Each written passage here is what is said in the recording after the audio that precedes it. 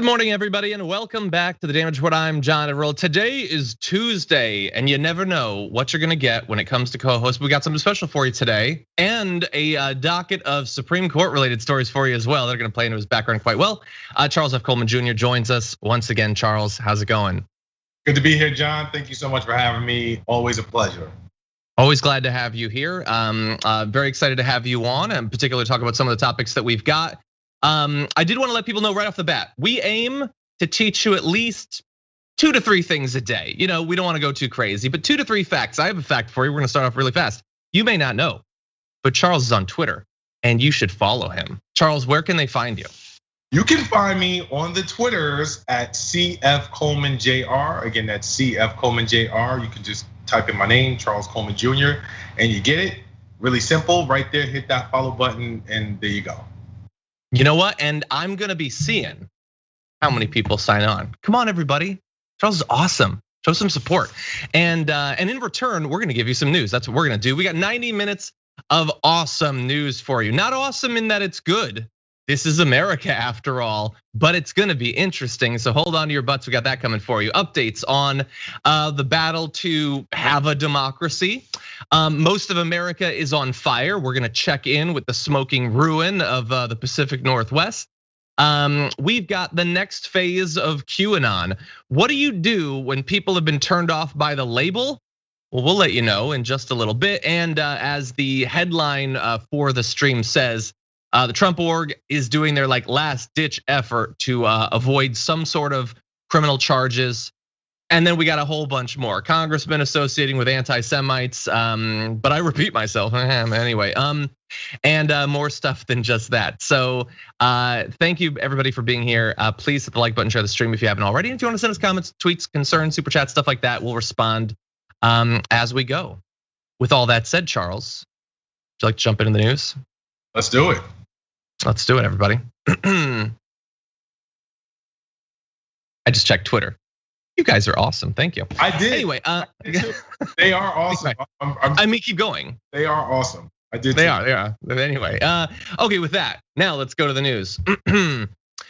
It wasn't that long ago that the Republicans filibustered the For the People Act, because of course they were gonna do that. They filibustered the bipartisan bill, bipartisan in that both Democrats and Republicans out there across America support it. You just can't get a single Republican senator to support it.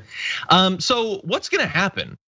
Well, Joe Biden is responding by meeting with advisors and experts, figuring out their next step. They put out a statement from the White House saying the president and his staff highlighted ways that the administration will continue working with Congress to pass critical legislation and ramp up engagement with the American people on voting rights.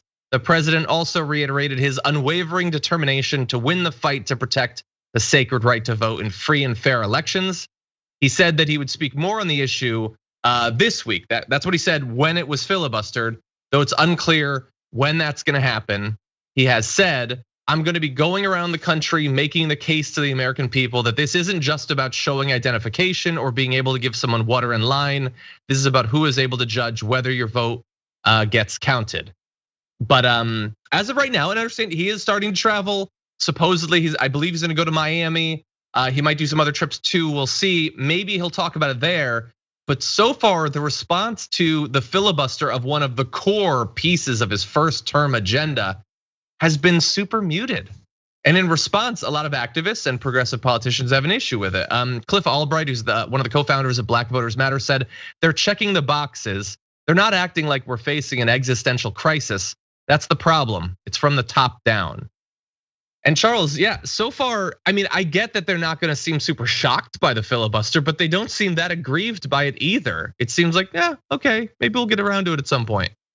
You know, John, I tend to agree, and I think that the administration is making a very, very bad miscalculation on how much their sort of, I don't want to call it ineptitude, but their unwillingness to really go hard around this filibuster, even as it may have been expected, is going to play with some of the base that they need to turn out both for midterms and then for the larger presidential election.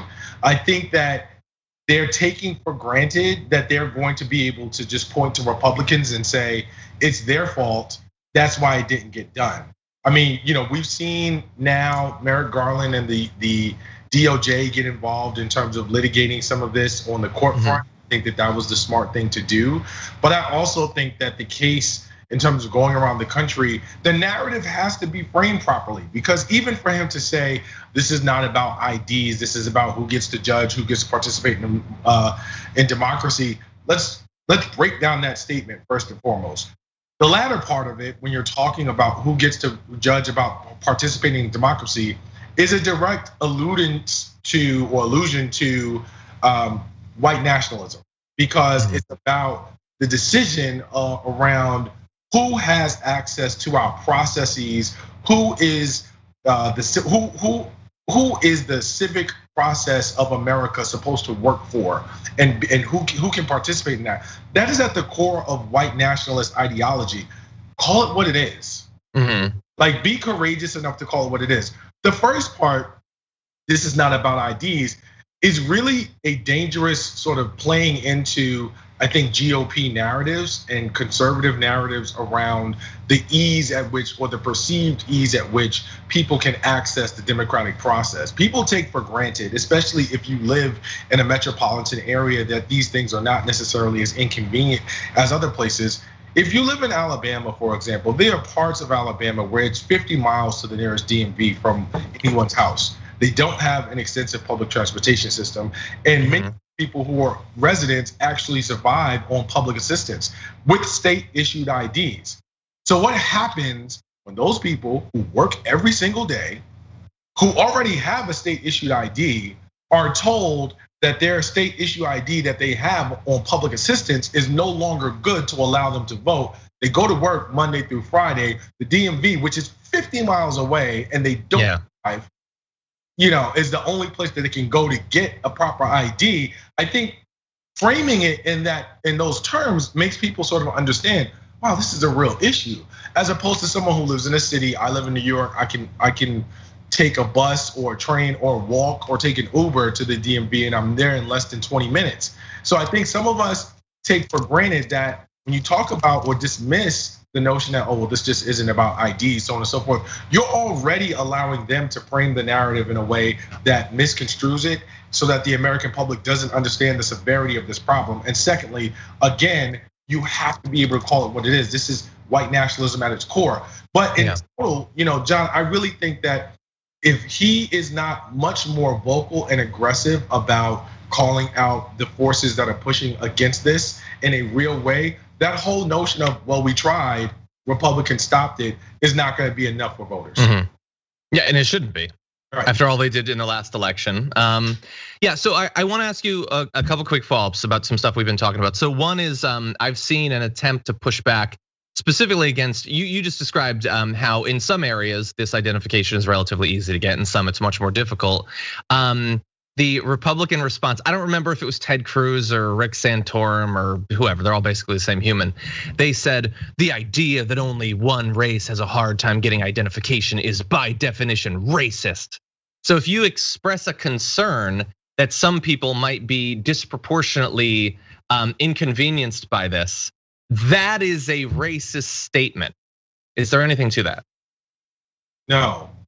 I mean, that's my short answer. And I think the overarching idea is, let's just for a moment, let's just imagine that we are going to accept that statement, at least part of that statement, as being valid, i.e. that, it's not just one group that has a problem getting ID. This doesn't disproportionately affect any particular race. It affects us all, or it affects a number of different people who have difficulty getting ID. Well, in the wake of not having actual evidence of voter fraud or widespread voter fraud, which we have been waiting for literally for years now, since President Obama was running for office, these unfounded claims of voter ID in widespread instances have never ever been substantiated, right? So in the absence of that, why are you making it more difficult for anyone of any race to be able to participate in American democracy? Yeah. So even if I accept what you're saying is true, which I do not for a number of reasons, but even if I accept what you're saying as being true, your overall conclusion is faulty, because you're just basically saying, I'm still okay with this being a harder process for people to access because it's harder for everybody, despite the fact that it's a fundamental tenet of our American democracy. Now, picking apart the actual nuance within the statement, it's also not true, because if you look at the places where there are voter ID laws and are voter ID restrictions, and the places that are disproportionately affected, they are overwhelmingly filled with people of color. They are overwhelmingly Black and brown people. So the statement itself from a factual place is false. And there are a number of structural inequities which further contribute to how, when properly contextualized, it's nonsensical. So yeah, the answer, it's a no all around. And even if it were a yes, why would you want to make it harder for people to vote when there's no evidence that the widespread voter fraud that you're claiming to guard against even exists? Yeah. Well, I mean, we know why. Well, right, of course. Yeah. Okay, so let's zoom out a little bit. So Biden seems to be taking the fact that the For the People Act was filibustered really in stride. He doesn't seem that worried about it. Doesn't really seem like many politicians are that worried about it. I wish that they were a little bit more worried about it. That said, there are some things that are coming up having to do with voting rights that I think we should throw into the mix. I understand that all of this is going to be going on during the backdrop of maybe they do something about the For the People Act, maybe they don't. So we know, baked into the situation since January, in Georgia, Florida, Iowa, Arkansas, and Montana, they've already passed and signed new bills to make voting more difficult in a ton of different insidious ways. Dozens of additional efforts are pending. As Charles pointed out, the Justice Department announced last Friday that it was filing a major voting rights case challenging a sweeping new voting law in Georgia, one of the biggest voting cases the department has filed in recent years. So far, it's only challenging that one. Now, really fast, Charles, what are your hopes or expectations for that case? Considering the Supreme Court that we have, how hopeful are you that anything they challenge wouldn't just be upheld by the Supreme Court anyway? Well, here's the thing, John. I mean, a lot of what we're seeing in terms of state legislatures, this is the progeny of Shelby versus Holder. And I can't believe it's been like 15 years since Shelby.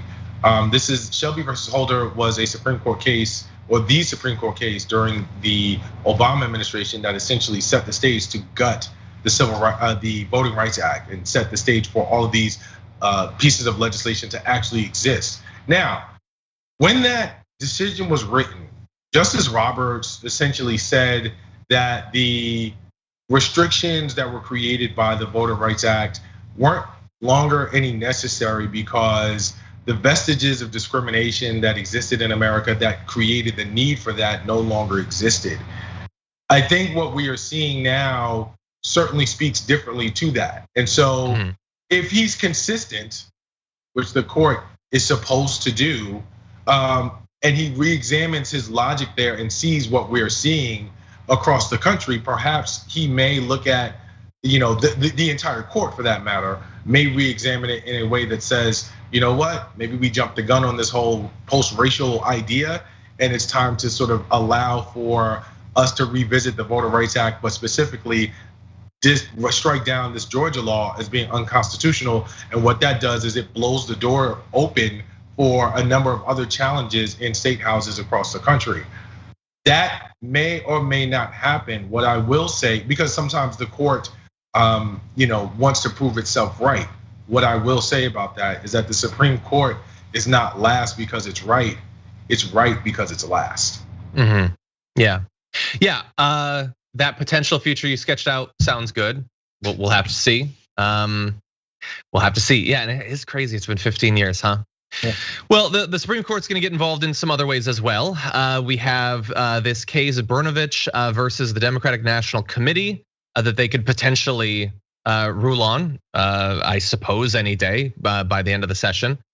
Deals with two different issues. First, Arizona's out of precinct policy, which discards ballots cast outside of the voter's designated precinct. Does it violate Section 2 of the Voting Rights Act? The other part is, does Arizona's ballot collection law, which forbids anyone other than the voter, him or herself, from handling a completed early ballot, violate the same section of the VRA or the 15th Amendment? According to SCOTUS blog, during oral arguments back in March, it seemed like a majority of the justices were ready to uphold both of those provisions. So if anyone else helped you with your ballot, it could be discarded. If you happened to be in the wrong precinct, even though you're totally allowed to vote, no one questions that, no one believes it was tampered with, anything. It's just, oops, you got confused by this really confusing system, so we're gonna discard your ballot. And I think you can guess what sort of class of people are more likely to be hit by that than others. So apparently, Charles, the SCOTUS is willing to. It's looking like they're willing to uphold both of those. Is that your guess, and how significant would that be? Does that make you think differently potentially about the Georgia situation we were just talking about? It does, and I find it to be troubling. I mean, I think that ultimately, I'm not entirely convinced that they are going to hold it up. If I had to look at the composition of the court, I'm not as confident as I would like to be, but I'm not immediately deterred. This court, surprisingly enough, has proven itself slightly more moderate than I expected. It's stacked with conservatives, but ultimately a lot of the decisions that have come out have not been as staunchly conservative as I would have expected given their makeup. That leaves me with a scintilla of hope, John. It's not necessarily like this huge ray of light that I'm expecting to see, but what could happen is a decision that doesn't necessarily talk as tough as conservatives that might like, and then ultimately muddies the waters for lawyers because it may provide room on both sides for further argument. That being said, because they may see an issue that is ripe or on the horizon, but punt on it because it's not the issue that was squarely put before the court.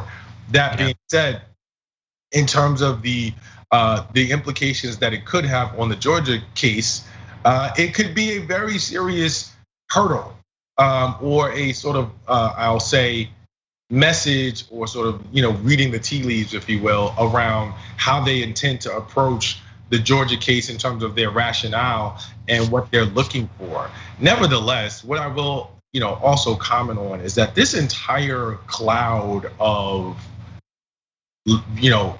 resistance to further engagement of the civic process on behalf of voters has really grown and been fertilized by a huge misinformation campaign.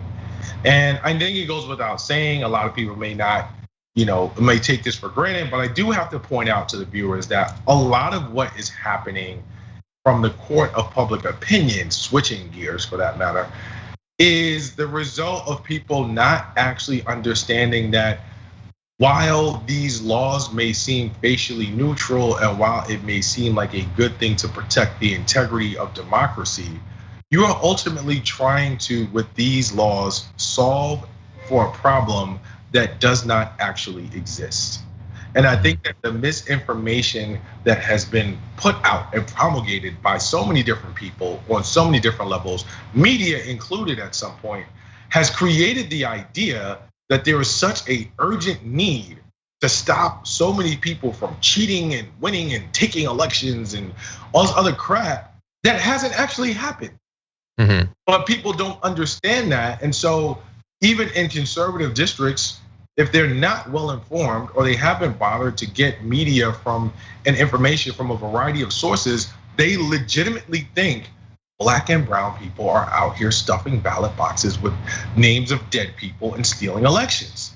Yeah. And so this legislation, like, this is the right thing to do. And at the end of the day, no one or very few people are talking about the fact that this widespread notion of voter fraud is a farce, and it's based on nothing more than a bunch of lies. And I think reframing that narrative would go a very long way in getting people to understand how, not only how unnecessary these laws are, but then when you go and take a step further and you think about who's pushing these laws, because those people who are pushing these laws are very much so informed that these aren't real problems. Then the question becomes, well, then if they're not trying to solve that, what are they trying to do? Yeah, exactly. There's a couple of different ways that you can potentially win elections, a couple of different ways you can potentially get into power. They're choosing one rather than the other, I think. And you know what? Let's make that very clear. This last little bit of extra context I'm gonna throw out there is sort of it's a bit of here's the timeline, basically. We have the For the People Act, which would do a lot of things. One of the things it would do is to stop partisan gerrymandering. You would have to set up some sort of independent commission, not established in DC. All of it would be state level. Some of them would maintain the same independent commissions that they already have. So don't listen to, who was it, Graham? Yeah, Lindsey Graham. So here's the issue. In August, state lawmakers will begin the once per decade process of redrawing US House and other state legislative districts, procedure Republicans are poised to use to wipe out Democrats' majority in the US House. The For the People Act would curb excessive manipulation of district lines for partisan gain. And if it isn't in place by August, Republicans would be free to freely gerrymander districts. Now, how much should this concern someone? Well, I apologize, I don't remember exactly where I saw it, but there was an analysis done of prospective gerrymandering that could be done this August that showed that fairly easily, without the Republicans having to become any more popular, do any better in the polls, simply through the gerrymandering, they could take control of the House. It's same exact situation from last November. They don't have to pitch any new policy or anything like that. They don't have to make any appeals. If they just maintain the level of support they had in the last election, which did not let them take control of the House and lost them the White House and lost them the Senate, they could take over the House just based off of that. And so that's what's lurking in just a couple of months. But right now, it's President Biden might bring it up on his trip across the US. He might say something. And I would. So what's up? I think I'm sorry. I appreciate your context, and I didn't mean to interrupt, but no, it's okay. It brought me, what you were just talking about brought me back to one of the earlier moments on the campaign that I recall, where Joe Biden was actually, this is pre-South Carolina, where Joe Biden was actually floundering in the polls. And I remember him talking to the press corps and basically saying that he was the candidate, he was the guy who had enough relationships, enough pull to basically get majority in the House and the Senate. I remember him saying this, and I was like, you know what? That's actually a strong selling point. Why isn't he playing this up more? Why isn't this more a part of his appeal, at least in terms of how he is positioning himself in this conversation? That doesn't make sense. It just bothered me. And as you sort of contextualize or further contextualize the moment that we're in now, I am thinking about the very same thing. This is something that you should be shouting from the rooftops, because for all of the sort of people who align themselves with the Democratic Party, for anyone who considers themselves to be a progressive or a liberal or what have you, one of the things that we are watching and looking at is this notion of having a majority in both houses. And it's like, so what are you gonna do with that? And if you're talking about a situation where you could potentially lose that because of this filibuster and what's going on, so on and so forth, it just adds such rich and important context to voters who are paying attention that it almost serves to make the case for you, so that you don't have to necessarily go as hard. I mean, you should, but you don't necessarily have to go as hard, because now you're talking to people about things that they can relate to and that matter to them. And it just, the life of me, I can't understand why he has this sort of, as it was said earlier, check the box mentality. Like, who? Let's be honest here. Who are you trying to save face in front of? Who are you worried about offending? I don't know. Mitch McConnell? I can't understand. Like, who is it that you are trying to play nice with in the sandbox? You're the president of the United States, my guy. Like, figure it out.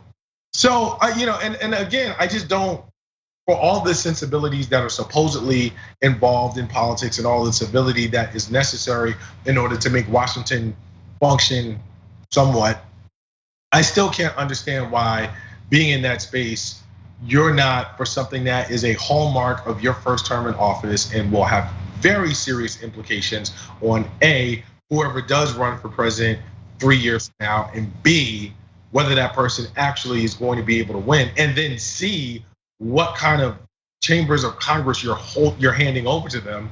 I don't understand why you wouldn't make this a central part of your narrative. Yeah, I think that you're right. He wanted to be president, and he's gonna be president for like a couple more months. Will he use it?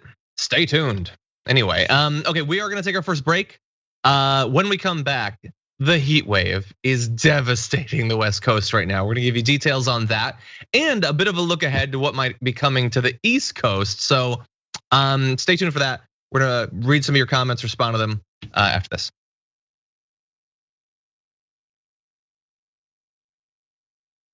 Welcome back, everyone. Okay, let's see what's going on out there in the audience.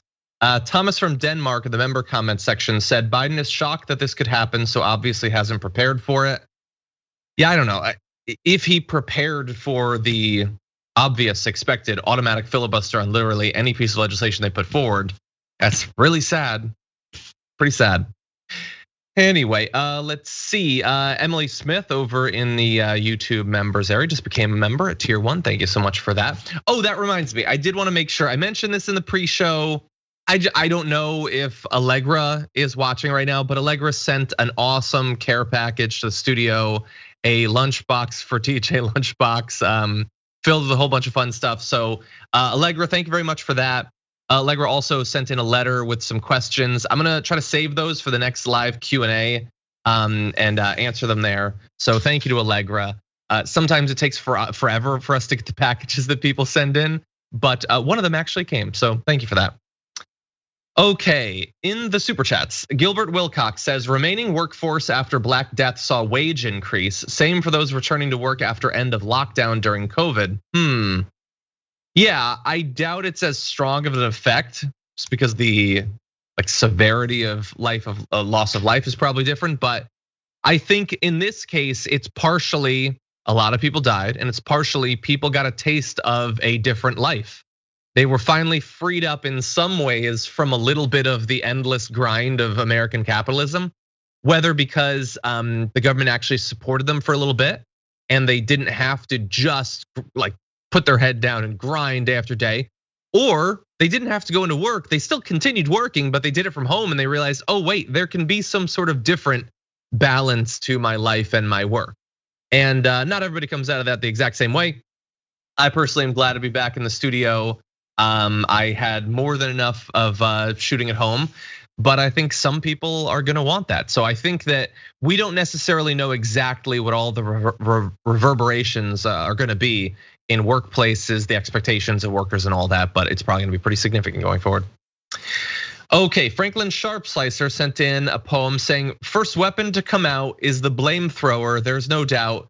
Please your majesty, we kissed your hiney, then your ring, says Mitch Barr and Margarine Glean. 'Twas them, not us, so please no spanks for us, Jesus. So I think Franklin there is responding to in the pre-show. We talked about Donald Trump attacking pretty wildly both Mitch McConnell and William Barr for losing him the presidential election. It was apparently both of them or one of them, depends on who bothered him the most recently, but it definitely wasn't him. Anyway, Sean Umpleby says top 2 worst politicians, Biden is disappointing. Sean did not say who the other of the top 2 was, but Biden, look, you gotta give Biden credit. He became president, he did that. But in terms of actually getting something done, there's the skill of being a politician in staying in office and then actually delivering, and he is obviously better at the first than the second. Okay, let's see.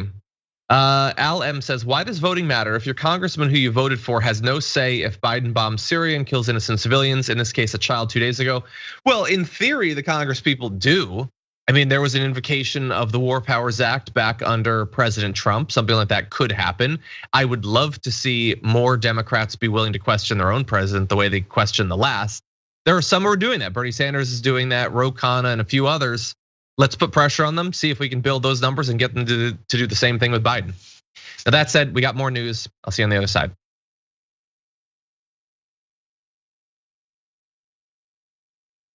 Okay, everybody, let's jump back into it.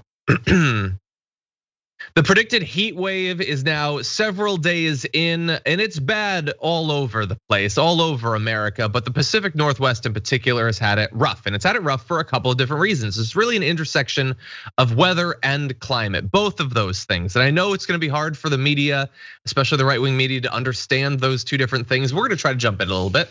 So first of all, it's a highly unusual weathered pattern that's currently in place over the Pacific Northwest. There's a record strong high pressure area known as a heat dome sitting over Washington State and British Columbia. This heat dome is yielding temperature departures from an average of between 25 to 50 degrees. So what that means is in any given spot, it might be 25 to 50 degrees hotter than it would otherwise be. And you can see that visualized in this heat map, which looks like the end of the world because it might be. Not necessarily today, but this is what it's like now. You know, we're always like, oh my God, 2050 is gonna be rough. 2075, Jesus, 2100, what's it gonna be like? What's Wednesday gonna be like, honestly? So yeah, you can see, let's bring up the heat map again. Like I can see a little bit of 35 above what it's supposed to be, a little bit of 36 above what it's supposed to be. Now, what does that look like for major cities where tons of people live? Well, Seattle surpassed its record, which was set on Sunday, by 4 degrees when it hit 108 degrees on Monday. A different report said 111 degrees in Seattle. Portland hit its 3rd consecutive record day, an all-time high of 116 degrees. And the Canadian town of Lahren, I apologize, Canada, don't hate me, set a new national record for the 2nd straight day when it hit 118.2 degrees. And so simultaneously, I believe, based on what I read, the highest land temperature recorded in Canada. And as an example, in, I think it's Seattle's airport, it was 110 degrees. Normally, the expected high there would be 73 degrees. I cannot stress how big of a difference there is between 73 degrees and 111 degrees. We're gonna show you the difference in terms of infrastructure, because this is infrastructure week after all. But first, Charles, what do you think about this heat dome? It's really something. I think conservatives have missed the boat, and let me explain why. This was the perfect opportunity to break out the Biden is sending America to hell in a handbasket. So this was the week that they were able to actually say, you see, the end is near, we're burning up because of Biden, and this is God's. I mean, they have no problem invoking God to promote everything from slavery to segregation to anti-gay marriage and everything else. Why stop now? Just like this was, that's what I think. I think it's hot as hell. And I think that people would probably, just even that, like you went for Make America Great. So why wouldn't they go for it's hot as hell, vote Republican? Like, I just don't understand how they missed the boat on this as a perfect slogan and marketing opportunity in order to sort of, show that America is literally going to hell in a handbasket, or at least it feels. Well, I think Newsmax said something about it's hot as Hades. So they're not willing to go to the biblical hell yet, but they're getting into mythology. We're going to Greek mythology, which is at least somewhere on the progressive chain. Yeah. All jokes. It's like Mordor up in here. Right. Then maybe they'll do that. All jokes aside, I think that for people who are just super resistant to science and fact, you can't ignore like what we're dealing with. And this is not just regular hot. It's not regular heat. I want to say Seattle apparently had never had back-to-back 100+ degree days ever. And now they've had 3 in a row. You have to sort of look at climate and what that means. And I mean, granted, I get it. If you're a Republican from a state like Texas, Alabama, Florida, Mississippi, Louisiana, you're used to sort of this heat and you're like, what's the big deal? But properly contextualized, these places are not supposed to get this hot. And you can't just say, oh, it's the weather. We can't do anything about the weather because, as you said, yes, it is the weather and that is part of it. But it's also climate. Like we are not supposed to get this hot.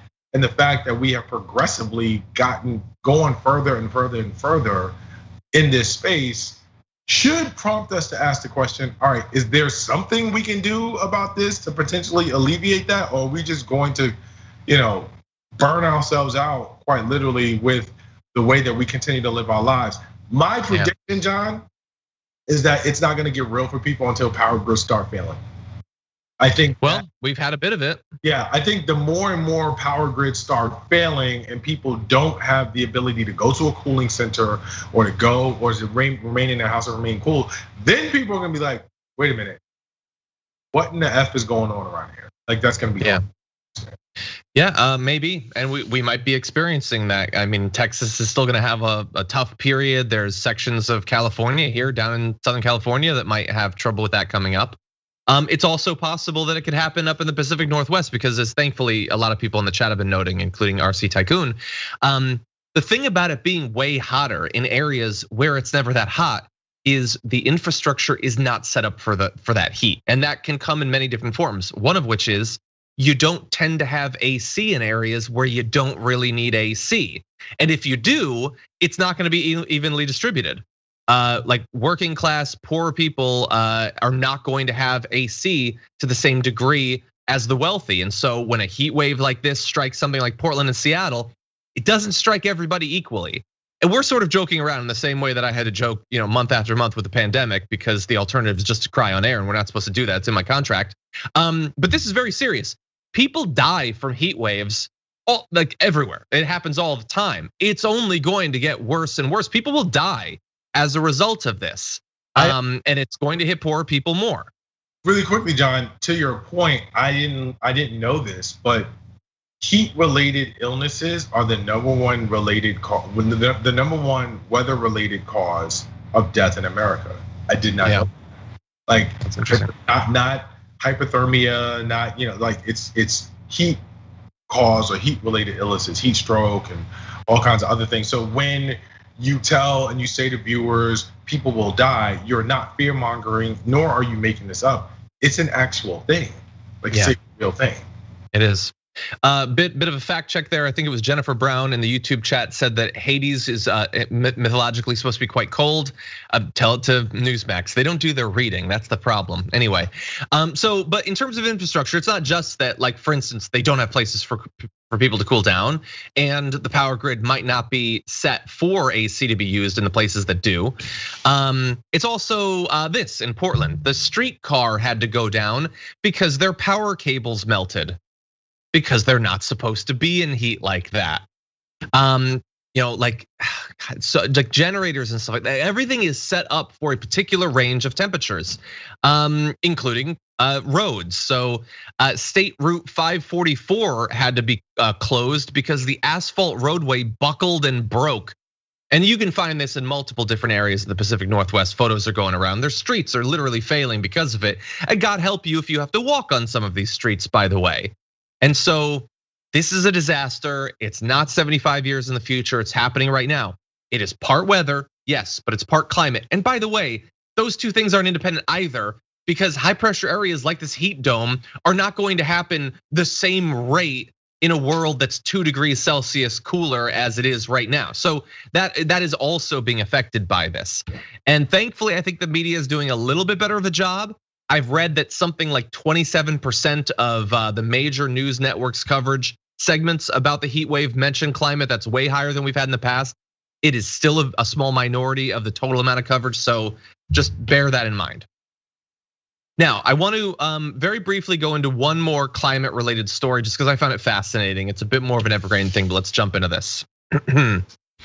Long term, what is going to happen as the climate continues to get hotter, as the ocean level continues to rise? Well, some places are going to be hit earlier than others. And so the Florida Keys, that's an area that is going to be devastated, and it's not that long in the future. And they're starting to prepare for it, but their preparations seem still to be a little bit out of scale with what's going to happen. So Monroe County officials had this 7-hour meeting back on Monday about this. They agreed to push ahead with a plan to elevate streets throughout the Keys to keep them from perpetual flooding, but they admitted that they don't have the money to do so. They need something like $1.8 billion over the next 25 years to raise 150 miles of the roads in the Keys, to add more drains and pump stations and vegetation to absorb the seawater. The thing is, their county budget's not going to be able to cover the cost of all of those. And if they have to do a mass buyout of homes, which is definitely going to happen, these places are not going to be habitable. They're not going to be able to do that either. So they wanted Florida state lawmakers to levy a new tax to pay for it, but Florida state said, no, we're not going to do that. We're not interested. And so right now, if the funding isn't found, there are going to be a lot of roads that you won't be able to traverse. There's going to be homes you won't be able to live in. And all of this, by the way, this is just a brief little fix. They're going to elevate those roads. They're going to move some people, but that does not solve the problem. They will later have to abandon those roads even if they elevate them. The people they move, if they don't move them far enough, are going to have to move again, and more homes will need to be cleared away. So you're starting to see areas in Florida, the lower lying areas, kind of starting to acknowledge what's happening, but not really understanding the scope of this thing. And you have no assist coming from the Florida state government because they don't even want to pretend that they get how bad this is going to be. Charlie, anything about this? I think that these things are not as relevant to folks until they start to happen.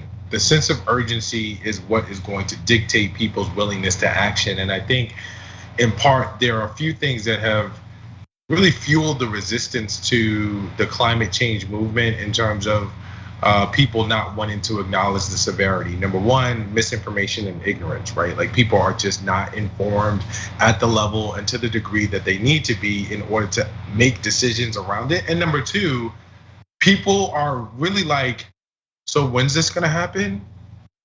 I don't know if I'll be around then. I'll be all right.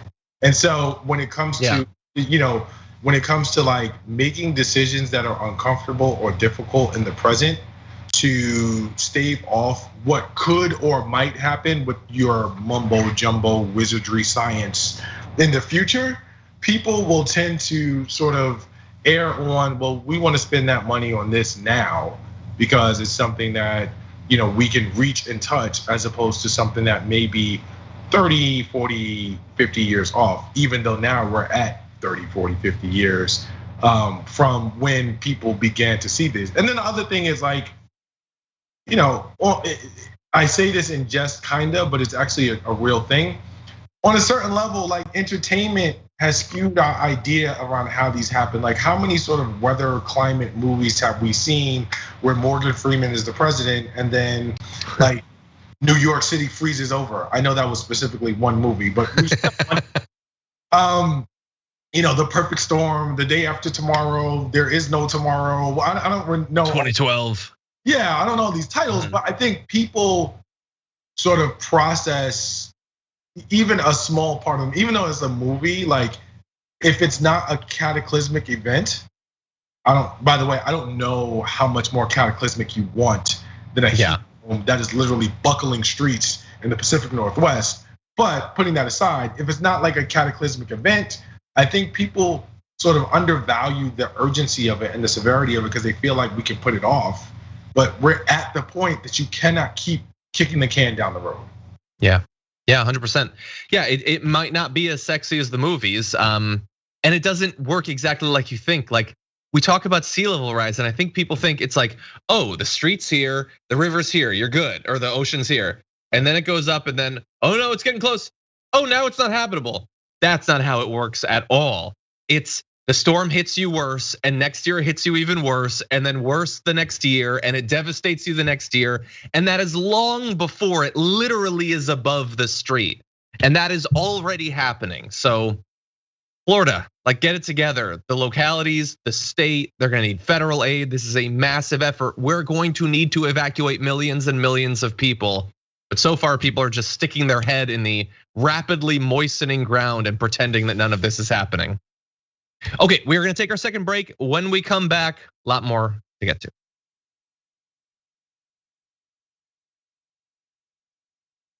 Welcome back, everyone. Okay, let's see. In the members comment section, thank you to all of the members. We appreciate you. 1020 Carey says, I keep thinking about the power grid collapsing as the heat wave continues.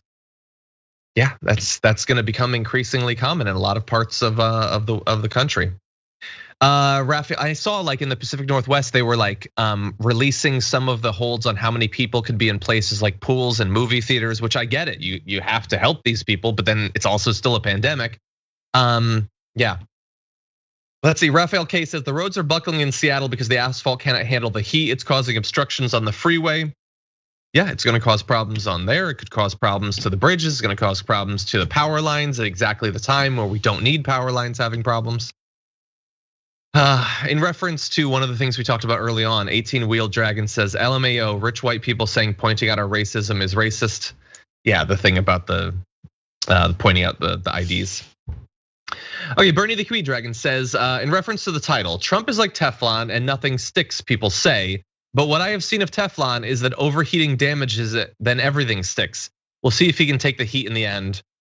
We'll see. I've said ad nauseum how little expectation I have of any lasting significant criminal consequences, and wait until we get to the actual things that they're potentially facing. We'll see about that. You never know, but this is America. He's a former politician. He's well connected. He's rich. He's white. He's got multiple layers of defense there. CG Highs says, we're on fire in Northern California. Firefighters are so burdened. Shout out to everyone trying to protect us. Agreed. Like we're dealing with the heat right now, but the fires are coming and they are going to be rough. It's been a couple of bad years. It is only going to get worse. I'm sure many people saw the viral photo of that firefighter that's going around. It's gonna be a rough year for them. Jeffrey Ritchie says, hey Dragon Daddy, what's your shirt size? It's large. You don't say why, but thank you, it's large. Elizabeth Delelio says, I lost one of my chickens to the heat. I follow a Pack NW chicken page on Facebook. Some people lost their whole flocks. It was truly epic in the worst way. Yeah, like if it's killing the chickens, people need to pay attention. And I don't know, I live on the West Coast. So we have people who watch from all over the country, all over the world. Have you seen coverage of this? How seriously are people taking it in other parts of the country and other parts of the world? I know, by the way, other parts of the world are having their own issues. There's a place in, I believe it was in Pakistan. The way they're describing it is too hot for the human body to handle. Like the actual biological mechanisms that we cool ourselves off with are totally overwhelmed by the heat. I think it's Jacobabad, I believe is the area. Anyway, look it up. Sean Umpaby says that heat map looks like a map of Middle Earth. We're literally living in an apocalyptic movie. We need the Green New Deal. I hope it's not too late. Well, it depends on what you mean by too late. It's certainly too late to avoid a lot of the issues that we're already seeing. We'll see. Non-human humanist says the entire world uses Celsius degrees. Example, 109 degrees Fahrenheit would be 43 Celsius. US, your numbers are the biggest. You are still unimpressed. Yes, I understand that. I can kind of do the conversion. I don't get too thrown off by that. Okay, let's see. Obi-Wan Kenobi gifted 5 tier 1 subs. Very nice of you, thank you. The Artsy Fartsy Dragon gifted 5 as well. Melissa the Defender Dragon gifted 5. Woo, what is going on out there on Twitch? Holy Beer Dragon gifted 5. Z Huddle gifted 1. Thank you to all of you for helping to grow our community. That's so inviting to people who are visiting our show for the first time. Thank you so much. And with that, a little bit more news for this first hour. See you in a sec.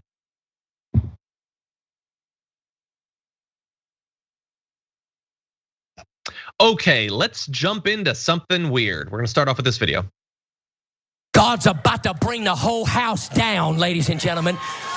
These bunch of sex trafficking mongrels are about to be exposed. These bunch of pedophiles in Hollywood are gonna be exposed for who they are. I don't care what you think about fraudulent Sleepy Joe. He's a sex trafficking, demon-possessed mongrel. He's of the left. He ain't no better than the Pope and Oprah Winfrey and Tom Hanks and the rest of that wicked crowd. God is gonna bring the whole house down. I don't like the words he's using, but I'm excited about it.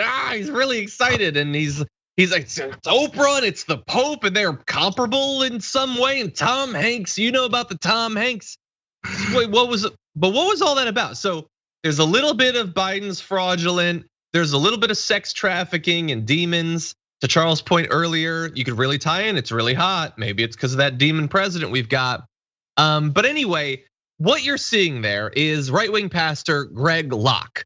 But what he had to say had very little to do explicitly with religion, with any religion. Almost all of what he had to say there was effectively QAnon stuff. That's what it was. But you'll note he didn't mention QAnon. He didn't mention Q in any way. So what I want to talk about here is what a lot of people are saying is the next phase of QAnon, which is the QAnon without the Q and without the anon. But all of the mythology remains. They're still, see, we have the Q, but they don't. Note that. It's still they're trafficking children. It's still like their weird obsession with people like Tom Hanks. That's really what sells it. Why Tom Hanks? Well, because QAnon thinks that Tom Hanks is trafficking children. There's still going to be retribution. Now, Greg Locke flavors it as God is going to come down on all these people. Traditional old recipe QAnon was somehow the military is going to come in and kill all the Democrats. But it's all about all of the elites that you don't like are trafficking children, they're raping children, and at some point there's gonna be some sort of retribution and they're all gonna die. But we're not saying Q anymore, so you can't ban us from YouTube, I guess. Charles, what do you think about this? I think it's too hot and it's melting people's brains. This is very, very beyond sad. It's very disconcerting. Like it's almost like Bizarro RPG, like people playing like a role play game, and it's to step out of that Bizarro Land universe. I think that there are people who simply cannot accept and embrace, not even embrace, because that's probably asking far too much, but they cannot accept the reality of America as it is. They cannot accept that the reality of what it is that they thought that they knew, believed in, or wanted, that made them comfortable, that they grew up on, that they know that has allowed them to exist without much constraint or limit, has changed and continues to change and is being challenged in ways substantively that have not been before. And so instead of existing in that reality, it's easier for them, and I say this quite seriously, to sort of cling to these notions that explain why all of this is happening and make it something that they can continue to resist. And they've done it for so long that at this point they're so deep down the rabbit hole that to admit that they were wrong leaves them in a space of, well, if all of that was a farce, if all of that was a joke, if I believed in all of that, what does that say? What does it leave me? What is my actual reality? So I think, unfortunately, what it boils down to is that a bunch of these folks, if you looked at who was in the audience there, you didn't see much diversity. That's true, right? So like a bunch of folks are looking at the way that things around us are changing. They don't like it. That is a reality that they want to reject. So it's easier for them to come up with all these cockamamie stories and plot twists and lines of reason that don't make any sense or go anywhere or have any actual support as an alternative to the current reality because they're just not comfortable. And I think it's actually relatively sad that someone would be that uncomfortable with reality that they would make up one to live in. But yeah, and look, I think that that's very common. The thing that bothers me is that there's so many people that are ready to pounce on those. The millions and millions of Americans that have reached this level of psychological and emotional fragility that they cannot accept any more bad news, basically. Like it's avoidance of cognitive dissonance, basically. Like I believe that this was going to happen. This didn't happen. That hurts. No, wait, it did happen somehow. That's easier somehow. And the need for things to be simplified. That I can't oppose Joe Biden because he's going to raise the corporate tax rate theoretically by a couple percentage points, which he isn't going to do. But let's say that's a reason to oppose him. That's not good enough. I have to oppose him because he is the literal devil. That's easier. It doesn't require as much thought and all of that. It has to be simple and it has to be what I want. And that's what you have with QAnon, that's what you have now. And this is sort of the Christian version of it. There's other versions too. Now, I wanna play a a little bit more of his video, and then we've got a poll for you because I'm curious what people think about this. So here's a bit more of Greg Locke. Do you really think it's that much of an epidemic? Do you honestly believe, we're gonna get some more crazy. Do you honestly believe, Pastor Locke, that the military uncovered tunnels beneath the Capitol building and beneath the White House and in the Five-Fingered Lakes? Do you really believe that they found kids? Yeah, both live ones and dead ones. And if you disagree with that, and if you try to discount that, and if you try to cover that, and if you try to keep that on the DL, you're just as complicit as Hunter Biden and the rest of them bunch of crack-smoking perverts. Okay, so if you're watching that and you're terrified about the sex trafficking, if anyone tries to save you from this misinformation, they're as bad as the perverts. So this is a grifter. That's all he's doing is he's grifting, and he's trying to inoculate the people listening to him, not against COVID. That's something that the devil is trying to do to you. Inoculate them against any appeal to reason or sanity. Those are as bad as the pedophiles. And it's sad and it's evolving. We're gonna occasionally check in because you need to know that it's out there. Just because you don't see Q in people's social media doesn't mean this thing is dead. Now, really fast, we do have a poll. Let's bring that up. I wanna see what y'all think about this. So who is most likely to have kids in their basement? Because I wanna give him a real chance at his theory. Is it Joe Biden? Is it Tom Hanks? Is it Oprah Winfrey? Or is it Brett Ehrlich? You can go to tyt.com/polls and let us know. I make the list. Are we? That's true. No, they don't mind that. They're okay with Matt Gaetz. They don't mind Jeffrey Epstein and his connections to Republican politicians. They don't care about the actual stuff. But I just, because he didn't put enough names for us to fill the list. So we had to fill it in, and we just put the things that seemed most reasonable. So tyt.com/polls. We're gonna do the results on the show tomorrow. Any final thoughts? We got like 20 seconds more, Charles, on QAnon's evolution. I just think that this is really a dividing line between the haves and have not. And what I mean by the haves, I mean it has a modicum of sense and those who do not. Because at the end of the day, everyone on the QAnon piece is consistently talking about what is about to happen. It is about to be blown off of this. Everything's about to be revealed. And we've been waiting for this big reveal. And guess what, QAnon? It's just not coming. At what point That's do true. you decide to back it up? Yeah, maybe someday, but we're not there yet, unfortunately. Okay, we have got a lot more news to get to. Thank you to our linear audience for Twitch and YouTube. We've got some more coming up after this.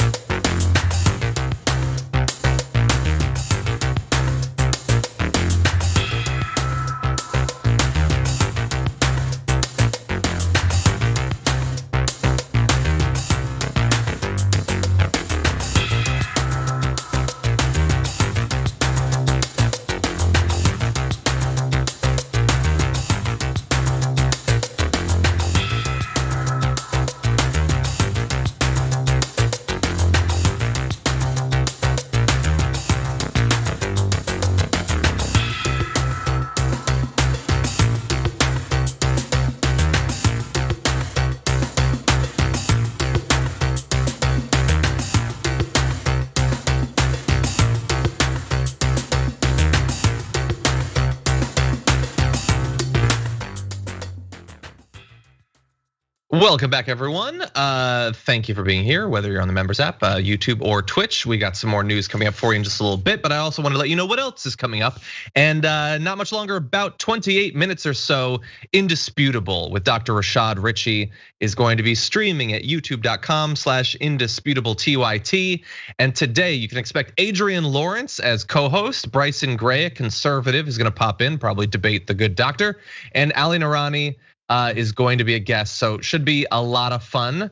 Definitely look forward to that coming up after the show. Wanted to remind you that we're in a brief period of trying to encourage people who might not have currently, not have yet become members for TYT. I talk about YouTube membership and all that. Here I'm talking about actual TYT membership, which you can find out about at tyt.com/change.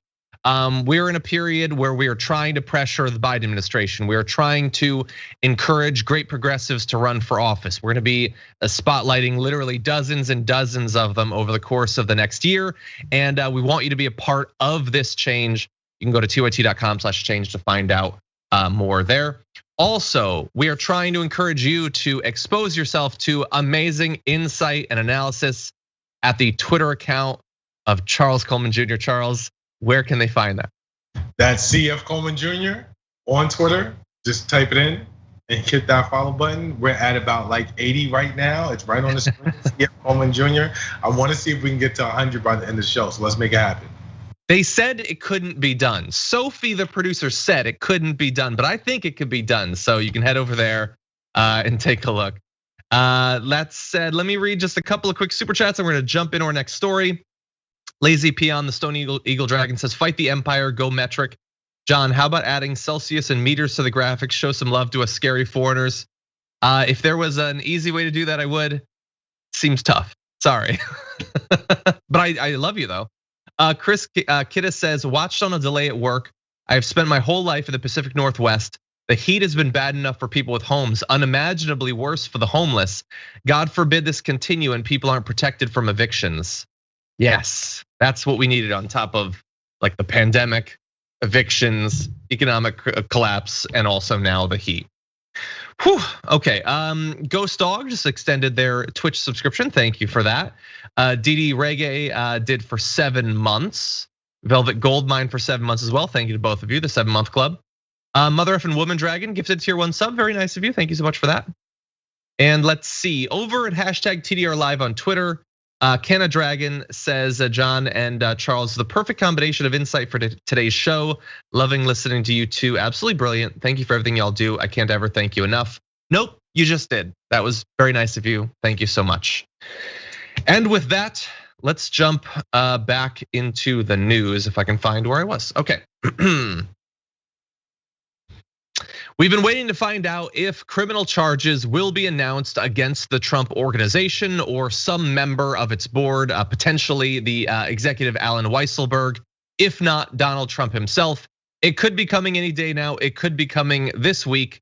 And the Trump org is launching some sort of last-ditch effort to avoid that, with the attorneys for the Trump organization meeting with prosecutors in New York earlier this week, just yesterday, to argue that former President Donald Trump's company should not be criminally charged over its business dealings.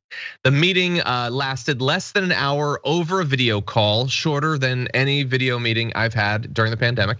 It came after prosecutors warned that the Trump organization, that they were considering indicting the company and its long-serving chief financial officer. So in just a minute, we're gonna get into what the potential charges are.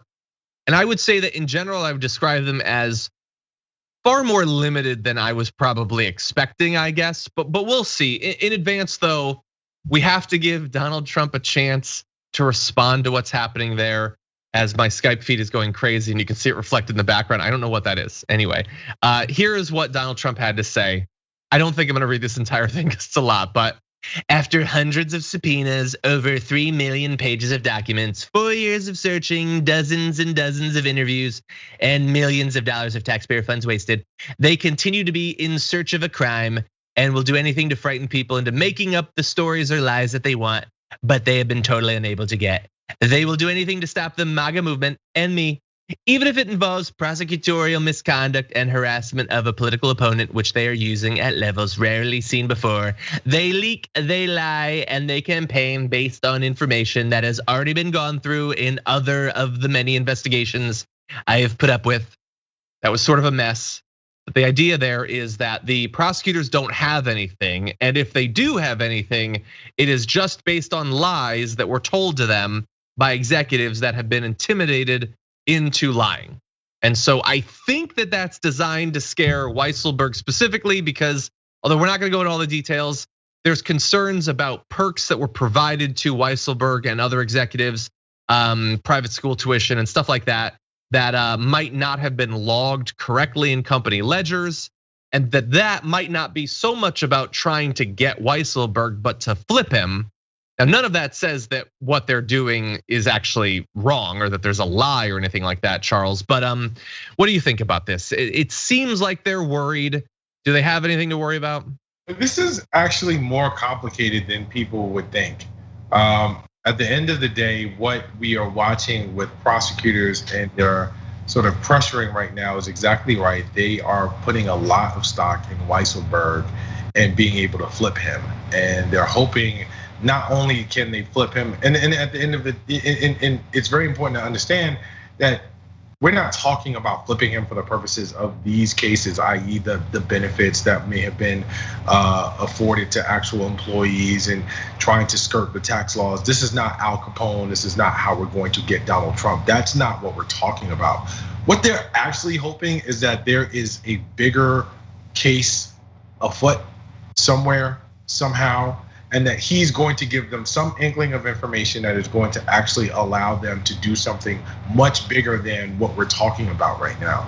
And I think the other side to it is, in fairness, putting on my hat as an attorney, for people to be criminally prosecuted for these sorts of things is relatively rare. It is somewhat unusual because this is usually dealt with in the civil realm. So obviously, there are political motivations that are fueling how this is being approached. But what that says, and this is why I said this is more complicated, I'm not saying that they shouldn't be prosecuted on a criminal scale. I'm saying that it is unusual. And that's why it gets more complicated. For years, we have allowed sort of people who have been in that haves versus the have-not section to get away with things that were illegal and deal with them in the civil realm.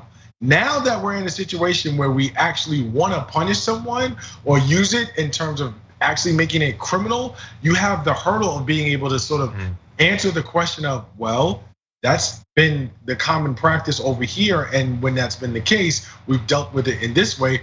Why are you trying to change the rules now?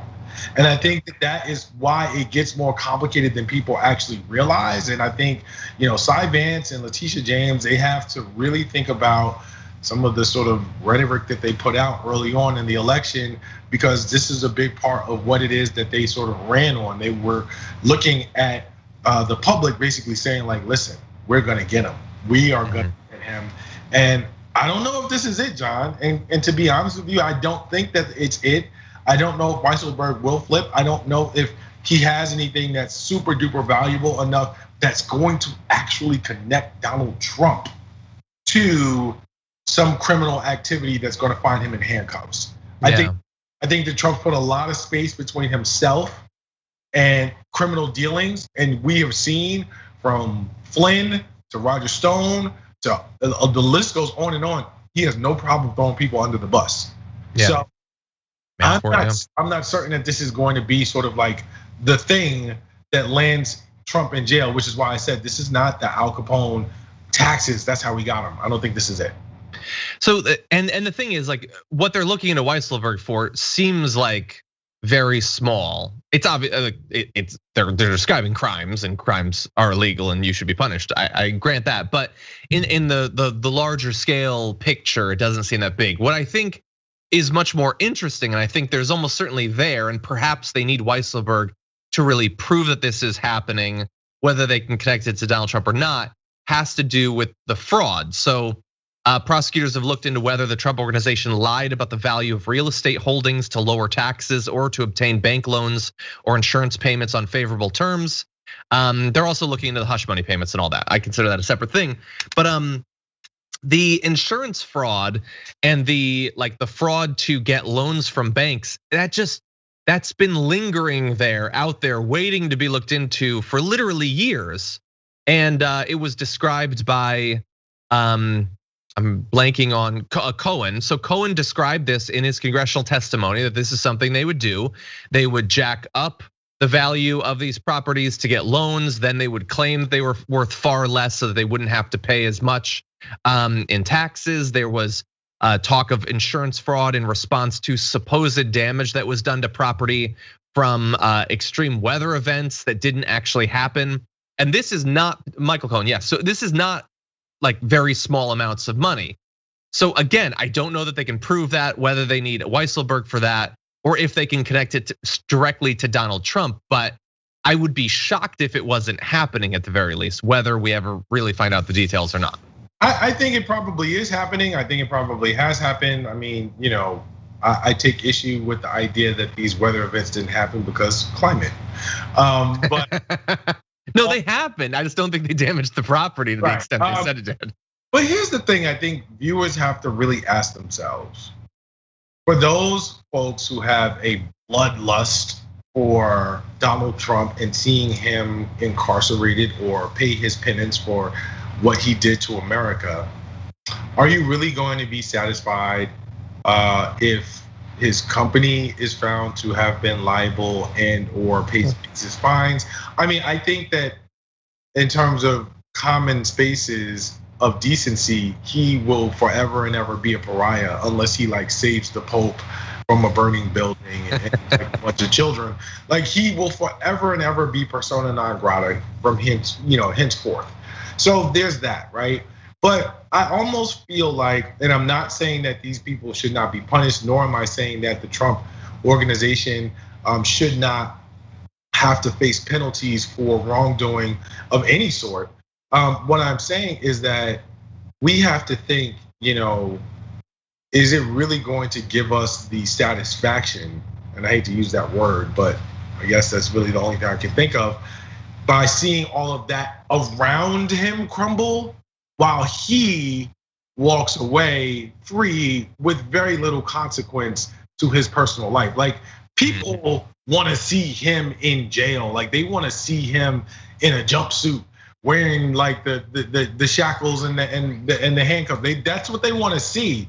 And this is just not gonna do it. And so I'm just kind of wondering, I'm wondering if you voted for, whether it's in Florida or New York, if you voted for an elected official and that was a significant reason why you voted for them, and that doesn't happen, does it change how you feel when it comes re-election time if they just get the corporation but not Donald Trump?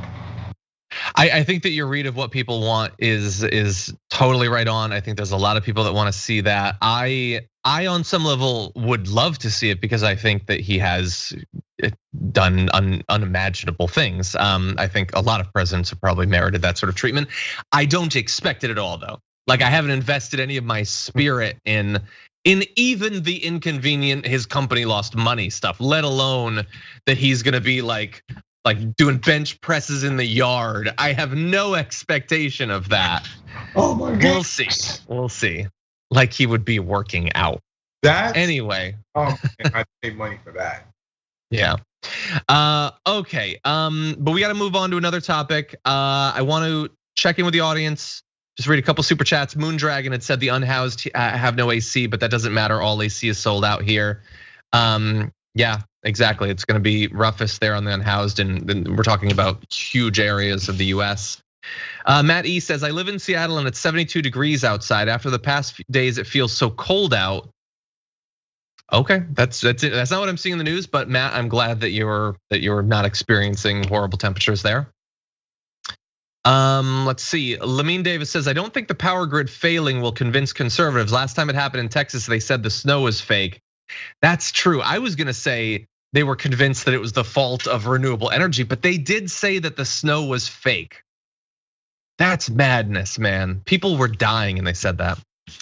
Linda M says, 1995 July Chicago heat wave killed 735 people. Temps as high as 115 degrees. Wow. Thank you for that. Asmos Prophet, I appreciate your super chat as well. Forbesilla says, he said cockamamie. I love you, Charles. That's funny. And by the way, I see that we did pass that 100 mark. So thank you to everybody. But the joke's on you, because in following Charles, you're gonna have a good time and learn stuff. So we fooled you into learning.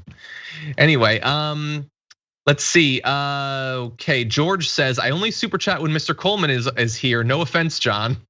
Okay, that's fine. We'll have to have him on more, I guess. Nicole Smith says, filibuster is minority rule. Abolish the filibuster. Listen to the people. Thank you, John, TDR and TYT. Keep it up, fam. Nicole Smith, thank you so much. Okay, with that, let's jump into, man, I feel like we're starting to cover sports news here more at TDR. We almost never do, but now it's become like a regular thing. We were talking about Gwen Berry yesterday. Now we got this. Let's do it. Okay. An NCAA association committee has decided that student athletes should be allowed to monetize their position in the form of appearances, endorsements, and social media platforms. Their final guidance on this is going to be coming probably tomorrow. But they did decide that. They said under proposed guidelines that students who do this will not face NCAA repercussions, which in the past has included things like a loss of eligibility for athletics, which is obviously incredibly significant, if they choose to profit off their names, images, or likenesses. Schools in many states are expected to set policies around matters like whether students may wear a university's logo in an advertisement. So this would be a big change. Previously, it was not okay to make money off these athletes unless you were a school. Then you could make any amount of money you want, a huge amount of money. It's expected that for most athletes, this is probably not going to generate a lot of money, but there are some stars that could end up making hundreds of thousands of dollars or even more. It's expected that this could be even more significant for women, for female athletes who are, they get big audiences as college athletes, but when they go into the professional leagues, generally the pay is not significant in comparison to male athletes. So this might help them out more. What's interesting, of course, Charles, is that this is happening after the Supreme Court said that there's effectively like an antitrust situation going on with the schools who've been profiting for so long. And so it makes me wonder if this is less about, hey, we're evolving and being understanding, and more about trying to get out in front of something more significant maybe as a result of that Supreme Court decision. What do you think? I think that this is absolutely not about the evolution of an enlightenment of NCAA sports. I think it has everything to do with, let's see how much we can stave off what we know is inevitably coming, and that we know that we are going to have some problems in terms of keeping athletes in pocket, so to speak, both literally and figuratively, so to speak, in that way. What a lot of viewers may not know is that there has already been groundwork laid for collegiate athletes to unionize. And because of that, that is something that is ultimately going to, I think, be the next frontier of a fight for college athletics. Because the minute, like you said, they were saying that, the number of athletes who stand to, student athletes who stand to make a significant amount of money from profiting off of their likeness and their appearances and things of that nature, is very, very small as compared to the number of student athletes that are out there. Like, I don't necessarily know that like Denny's is paying the water polo team from, I don't know, Ball State to come and sign autographs. That said, if athletes decide to unionize, now that's a whole different game changer in terms of what it can mean for the universities, what sort of demands they could put on these programs, and how they could be able to take the power back into their own hands. And so I think for right now, the NCAA is content to seeing where the tide has shifted. This is not a new conversation, but it's never had the type of momentum that it has, gained now.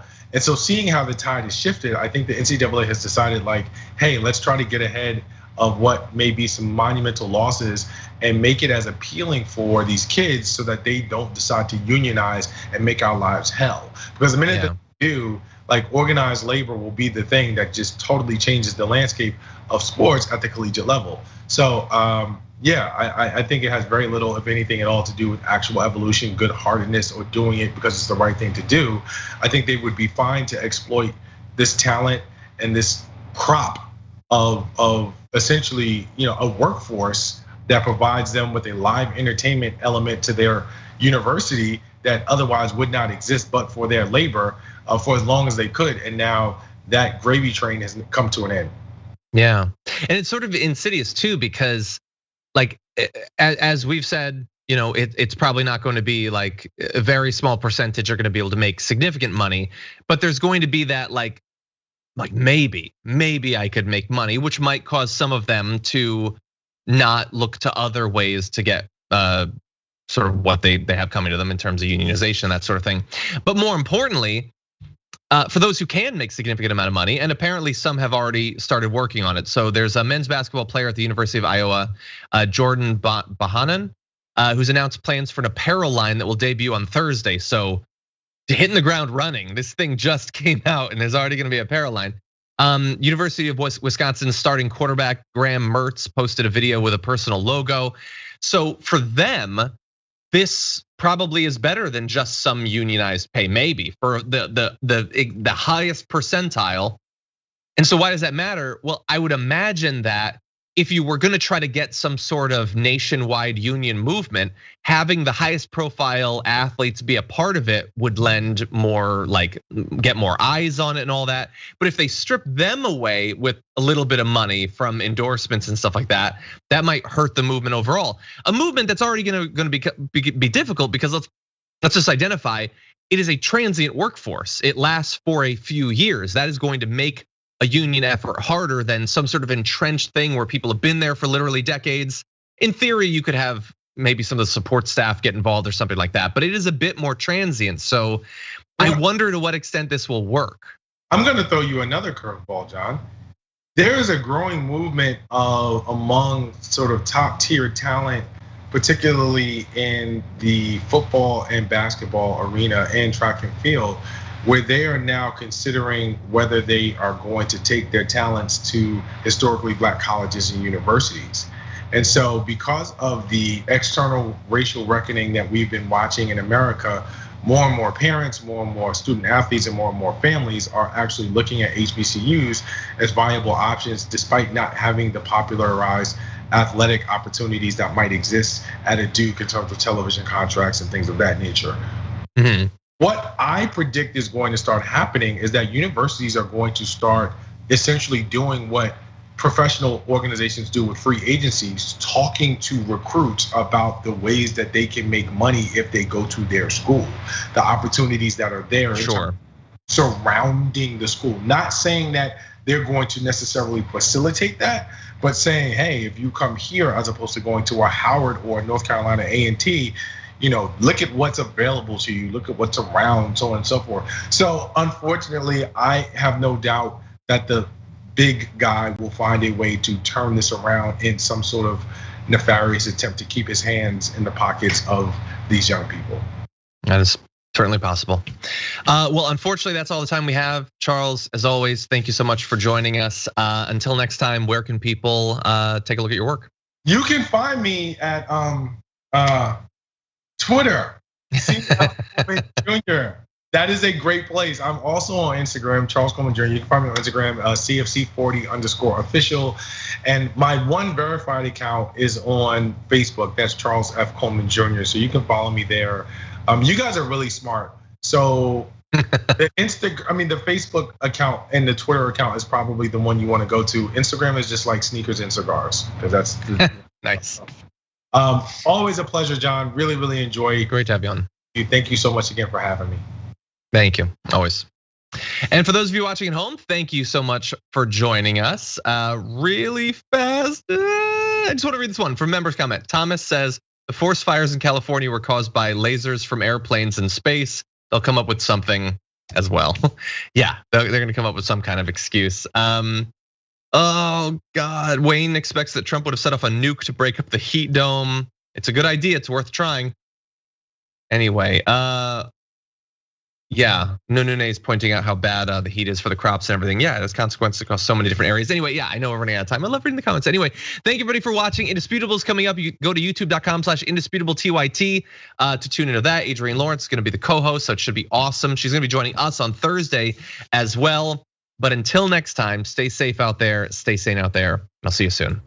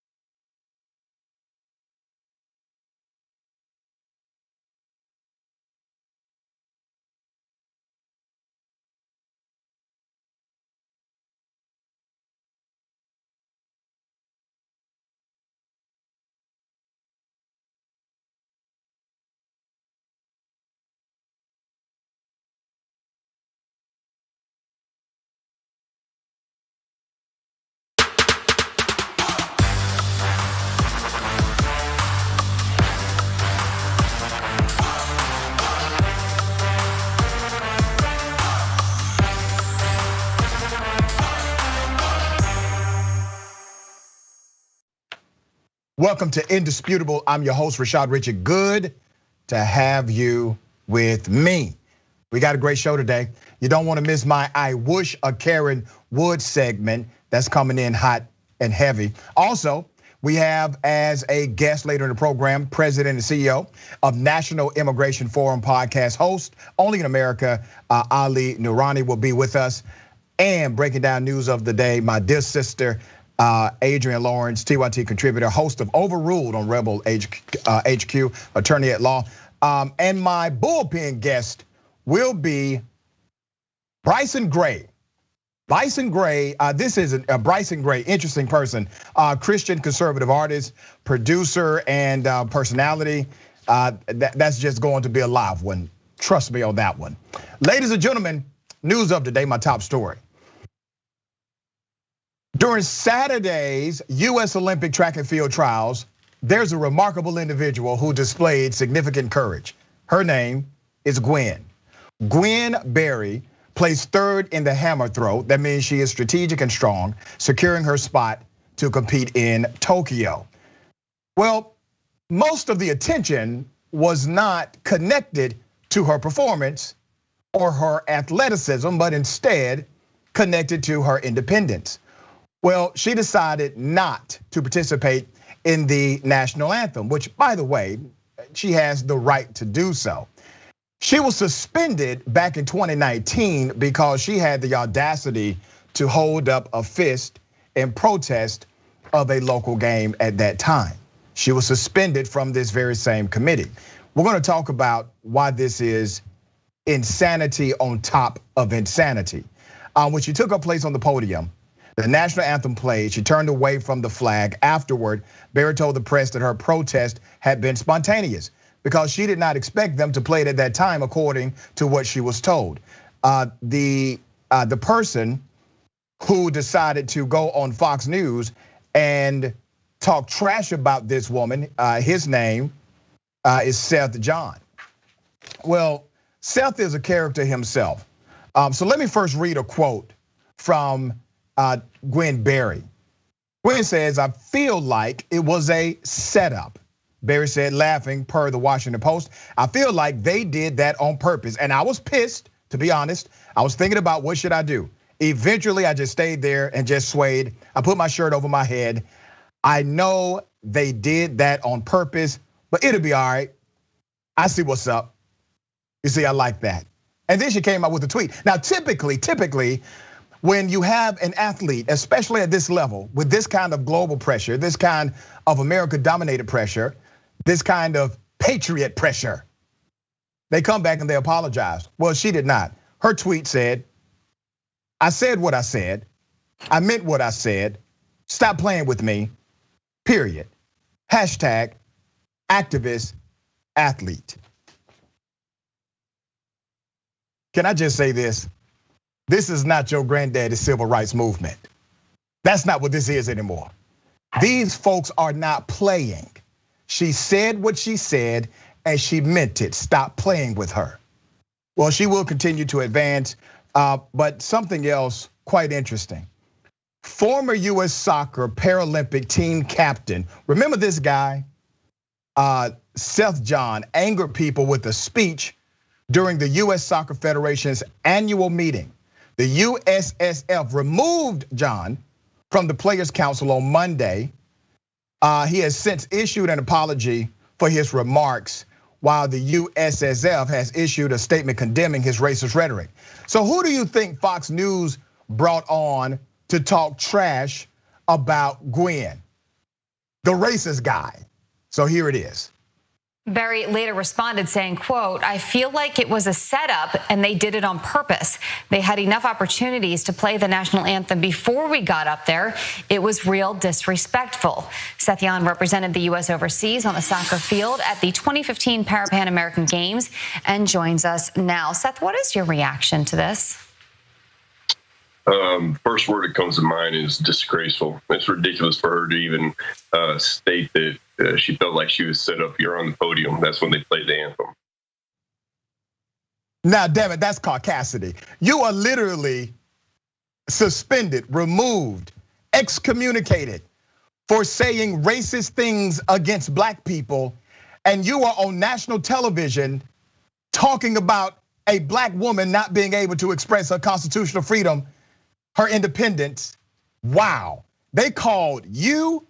You're the guy they called. Let me go to the quote from this nut. He said, and I quote, this is what got him in trouble. He said, and I quote, "I keep hearing how our country was founded on the backs of slaves, even though approximately only 8% of the entire population even owned slaves. Every race in the history of mankind has been enslaved by another demographic at some point." This guy said this in a very public forum. This guy said even more than that. He cited that black people killed 95% of other black people, just ridiculous statistics that are not true. They censored him for it, said he has to go, but he's the guy that Fox News decided to dig up from the damn ashes to make a comment antithetical to this dear sister who is now going to the Olympics. Let me bring Adrian in. Adrian, what do you see here?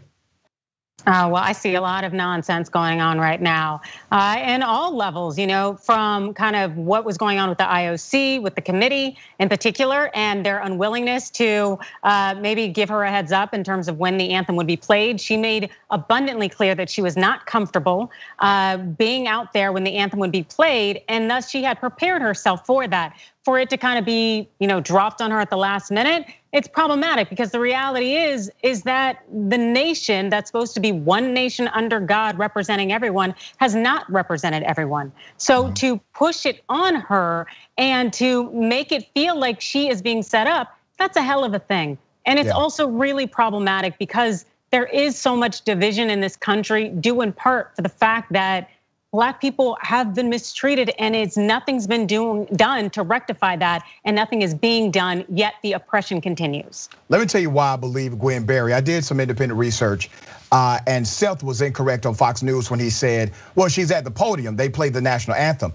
Well, in the Olympic trials, they only played the national anthem twice a day. They do not play the national anthem at every podium award ceremony. They do so in the Olympic Games, but they do not do so in the Olympic trials. So when she came out and said, listen, they told me they were not going to play the national anthem until this particular time, I believe her. I think her statement is accurate, and based on the rules of the Olympic trials, they only played that national anthem twice a day. And for everyone who continues to say, what did she expect? She was on the podium. They played the national anthem. That is only reserved for the actual Olympic Games. Gwen knew what she was talking about. Absolutely. And you know what? The thing is, earlier this year, the International Olympics Committee, the IOC, it changed the rules that allow athletes to protest at these types of domestic events, these trials, without being penalized. But the thing is, that won't necessarily be the case when we hit Tokyo and we have the actual Olympic Games. And they plan to enforce this Rule 50 that essentially says if you protest in any way, any kind of racial injustice, that you will face penalties. And the interesting part of this, the hypocrisy, is that meanwhile in Geneva, Switzerland, just yesterday, the UN Human Rights Chief issued a landmark report urging countries worldwide to do more to help end discrimination, violent, systemic racism against Black people, and to make amends. And so you have one thing coming out of Geneva, Switzerland, that's supposed to represent the world, saying, countries, you need to make amends and fix this. And you have another thing coming out of Switzerland via the IOC saying we are going to completely and totally ignore oppression, and anyone who in any way brings that to light or brings it up while we are on the national stage of the Olympics will be penalized. A lot of cats get it twisted that own stuff. The Olympics should not get it twisted as if they own the people. They own the franchise, but they do not own the people. And we look at our own domestic professional sporting industry, where we have owners in the NFL, the NBA, Major League Baseball. You own the franchise, you do not own the people. However, they have operated in a way that has literally taken away the independent expression of individuals during peaceful protests. You don't get more peaceful than being on the sideline taking a knee. They didn't have any problem when a player would take a knee in the NFL to pray to white Jesus. They had no problem with that. But you have a problem when somebody in the NFL takes a knee to protest the treatment of Black and brown people as it relates to law enforcement in America. You don't have a problem with the knee. You have a problem with why the knee was taken.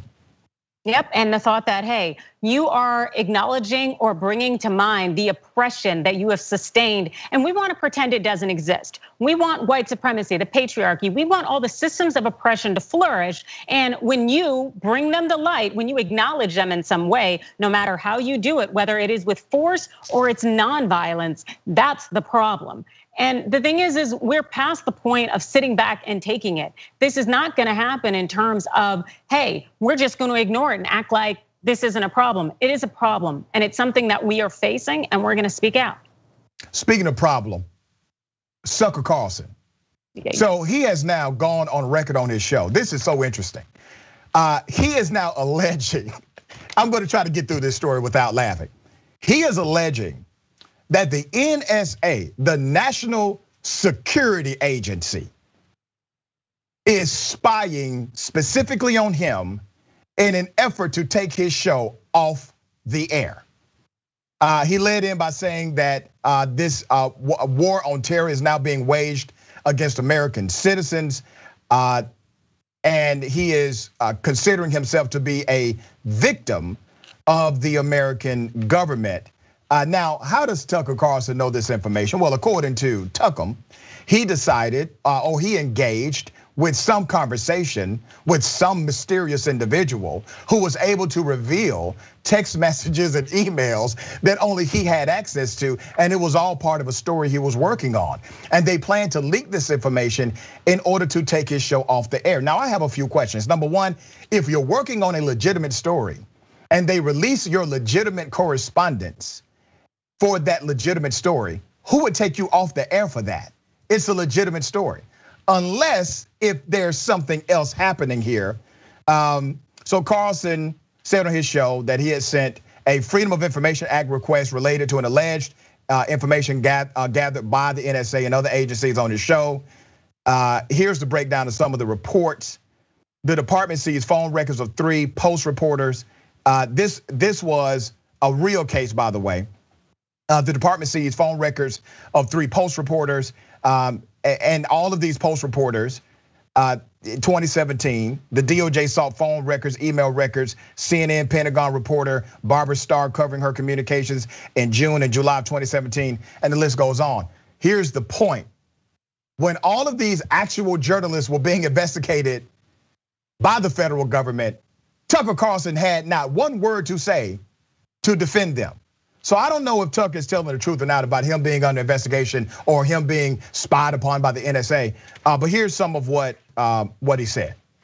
Yesterday, we heard from a whistleblower within the US government who reached out to warn us that the NSA, the National Security Agency, is monitoring our electronic communications and is planning to leak them in an attempt to take the show off the air. Now, that's a shocking claim, and ordinarily we'd be skeptical of it. It's illegal for the NSA to spy on American citizens. It's a crime. It's not a third world country. Things like that should not happen in America. But unfortunately, they do happen, and in this case, they did happen. The whistleblower, who is in a position to know, repeated back to us information about a story that we are working on that could have only come directly from my texts and emails. There's no other possible source for that information, period. The NSA captured that information without our knowledge and did it for political reasons. The Biden administration is spying on us. We have confirmed that. You confirmed it with who, Tucker? A mysterious individual. You cannot cite the source. You can't even cite the story. You won't give us a hint as to what the story's about. Here's a great idea. If you really believe the NSA is coming after you, sir, I suggest you go ahead and let us know what it's about, so that if it comes out, we can all be prepared, because you told us the truth from the beginning. All of this smoke and mirror commentary. Adrian, here's what I think, sister. And maybe I'm wrong, but here's what I believe is happening. I think Tucker Carlson has some information out there on him that's embarrassing. That's what I think. And I think somehow somebody has gotten a hold of it somehow. And in order to mitigate what happens from this exposure of information, he has made a fantasy story about the NSA, government corruption, Biden coming after him being in the middle of some type of coordinated conspiracy from the government. That is why this information is going to be leaked out to the American public to get his show taken off air. That's just my belief. All right, so I respect that belief. All I can do is sit here and wait and pray that it has nothing to do with a golden shower. But the reality is, what Tucker's doing right now is creating a narrative of victimhood and kind of giving that impression that the government can't be trusted and that he is something worthy of being heard, and the government will try to suppress him. But let's say the NSA is actually tracking Tucker Carlson, which it should be, because so many people who jumped into the Capitol uninvited on January 6th said Fox News had indoctrinated them. But really, terrorism, white terrorism from white supremacy groups are the main they're the main threat to our nation. And Tucker broadcasts notions of racial superiority, hostility toward immigrants and marginalized groups, and myths of an embattled white majority. And so as he continues to push these narratives, what he's doing is fueling white supremacy groups and bringing them out into the open and causing them to be more aggressive, as we saw on January 6th. So he needs to be tracked. He also needs to be shut down, but we can't expect Fox to do the right thing. You know, what's interesting about his words, Adrian, is that he never said it would be false information leaked. He never said the information was going to be manipulated. He actually pretty much agreed that if it comes out, the information is true. So if the information is true, if the information is legal, if the information is accurate, and if the information is garnered during the collection of information because of your broadcast, why would that risk putting your show off the air? I'm not connecting the dots here. Am I missing something, Adrian? Well, the thing is, that's a good question, and I think that's a great point, because they love to distract.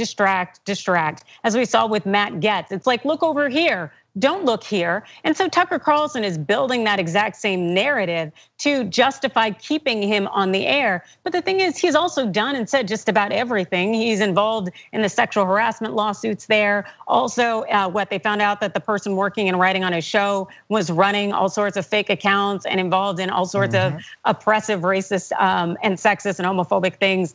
And he has said a lot of things that would get a normal person kicked off air. So it makes you wonder, what more is coming? Yeah, here's what I think Tucker did, Adrian. I think he watched a rerun of the Will Smith movie, Enemy of the State. And he said, this is a good idea. This is what I'm going to tell people is about to happen to me to cover this information. You got to think about it. The NSA, I mean, that's a heavy gun to come after a guy on TV. Yeah, and it makes you wonder, what else is he up to if that is actually accurate and true? But if he is just afraid of having facts come out, that's so typical. So typical, this whole cancel culture. No, it's called accountability. Good luck with that. Very well said, very well said. All right, we got a whole lot more of show to go. Don't forget, we have the bullpen. We have a great debate happening around LGBTQ rights. We're gonna probably throw in some traditional marriage discussion in that as well. But the guy who I'm debating today in the bullpen, well, he's loads of fun. All right, just trust me on that. We got more. It's indisputable. Stick and stay.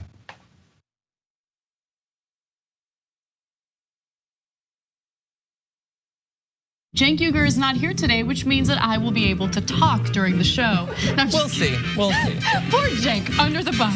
My God, if Jesus came back, how much would the Republicans hate him? Now you have to give away all of your possessions to the poor. Steve King would be like, oh, Weezy. Everyone should be lucky enough to have a John Iadarola in their life. You confused everyone?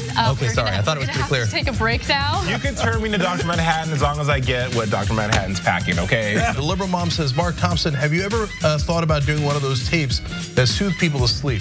Like Mark Thompson reads the phone book. I'd buy it. If you'll buy it, I'll do it. Emilio D'Amelio writes in, John, you are so thick. I love you. That's what he wrote. Pork Chop Express writes in and says John Iadarola needs a new jacket. Whoa. Those 24-inch pythons are about to burst out of his sleeve. Gun, baby. You know, the two people here said that their moms were both in love with you over Beauty and the Beast. That's an improvement. I usually get grandmothers. Charlie Turk. No, wait a minute, don't you dare. Chemical castration when we return from the break. I hope that, who they choose for the White House isn't just a borderline Klansman. That's all we gotta hope. That's it, we will settle it. She's cute. I didn't say that about Laura Ingraham. Scandal at TYT. Did Anna comment on my tan yet? No, she hasn't. You're a good bosser. But Anna did say that I come in here today with a fresh mind. That's all I'm about. I'm about a fresh mind. I can't with you right now. Okay? She just can't. She can't, but nonetheless, we have to for another 3 hours. I'm back, baby. Let's rip in the Republicans. See, don't miss the live show. That's great. Tell people, if you're a member, you get the whole live show whenever you want, because this stuff doesn't go into any of the clips.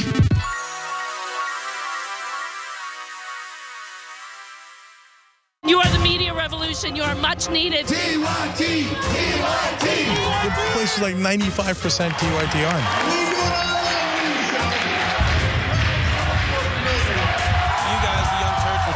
Favorite channel, we're getting that message out. Frank and the Young Turks do an extraordinarily good job. No matter what mainstream media says, you have to listen to the Young Turks. All the people who support us on the internet, that's what gives us strength. That's what allows anyone who was in there who was undecided to think one side seems to be winning, they seem to have a bigger army. There might be a reason for that. So thank you guys.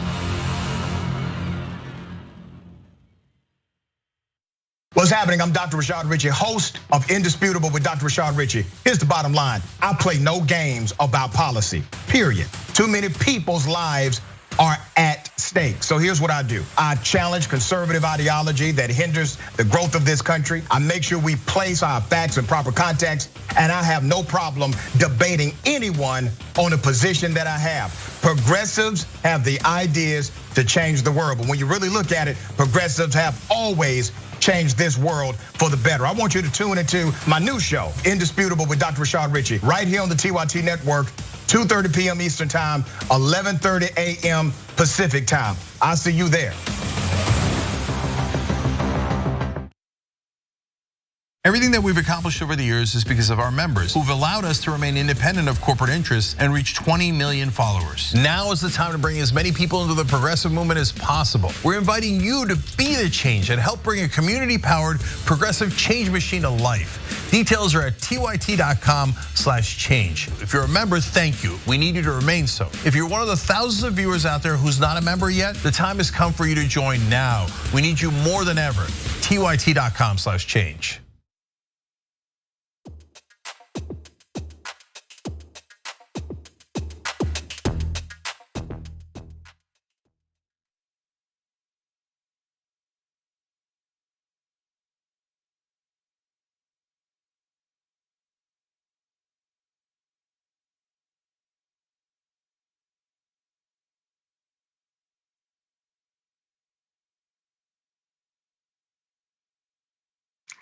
Welcome back to Indisputable. Let me read some of these viewer comments, and thank you all for chiming in. Make sure that you watch us on the YouTube channel, Indisputable TYT. We exceeded our goal last week. We have well over 100,000 subscribers. We had over 2 million views last week alone. That's because of you, all right? So make sure you join that YouTube page, that YouTube channel, Indisputable TYT. Follow us on all social media, Indisputable TYT. And make sure you tell a friend, tell a neighbor, tell a coworker to subscribe to Indisputable TYT. All right, here are the comments. TYT member Diana says, the day the US makes meaningful slavery reparations for Black Americans is the day an activist like Gwen may decide to put her hand on her heart for the national anthem, for fist raise and solidarity for Gwen. Bless you, thank you for that, absolutely. YouTube super chat. Thanks, Tim. Appreciate you, homie. Sean Plebe. This is such a great show. Also, the bullpen is the most educational segment as long as the person opposite of Doc has done their research. Dr. Rashad is a force to be reckoned with. TYT for life. TYT for life, homie. All the way. And that's why I call it the bullpen. In baseball, the bullpen is where a pitcher warms up to go out into the game.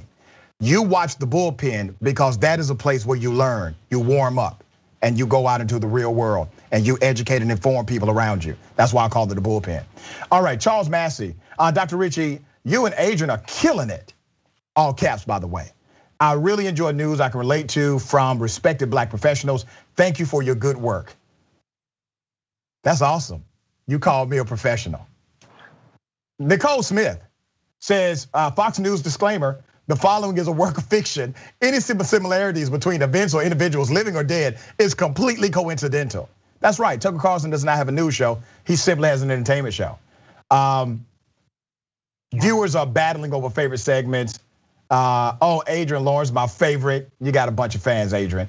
Dr. Sugar Johnson says, here for the bullpen. Pam Monholland says, no, my favorite is I wish a Karen would. It's all good. It's all good. Subliminal Sapper says, conservatives, cancel culture is ruining our country. Also, cancel that person because they don't agree with me. Travis Moore, Tucker needs a safe space where he won't melt. Oh, poor baby. All right, and we got a lot more. Kyle 8315 says, Rashad, I don't know how you listen to these fools enough to get your material for this show without going insane, but you deserve your own Olympic medal for that. Well, let's work on it. Let's write the committee and say debate needs to be an Olympic sport. Let's get on that immediately. I mean, hell, there are some Olympic sports. I'm like, what the? That's a sport? Okay. We got a lot more. That's all I can get you right now. Ladies and gentlemen, this is some really, really sad information, a sad story. I'm highlighting these stories because they exist in the context of why police reform is required. It should be mandated by all communities, not just black and brown communities, not just progressive communities, but all communities. Let me take you to Arkansas. A 17-year-old kid, a child, was putting a jug of antifreeze behind the back of his tire so his vehicle would not roll into the officer's car. He had just been pulled over. He was working on his truck. His truck had an issue where if he parked it, it would have a tendency to roll back. So when he got pulled over, he was being courteous to make sure that this vehicle that he was working on did not hit the deputy's car. So he pulled out the jug of antifreeze to put it behind this tire to stop it from rolling back.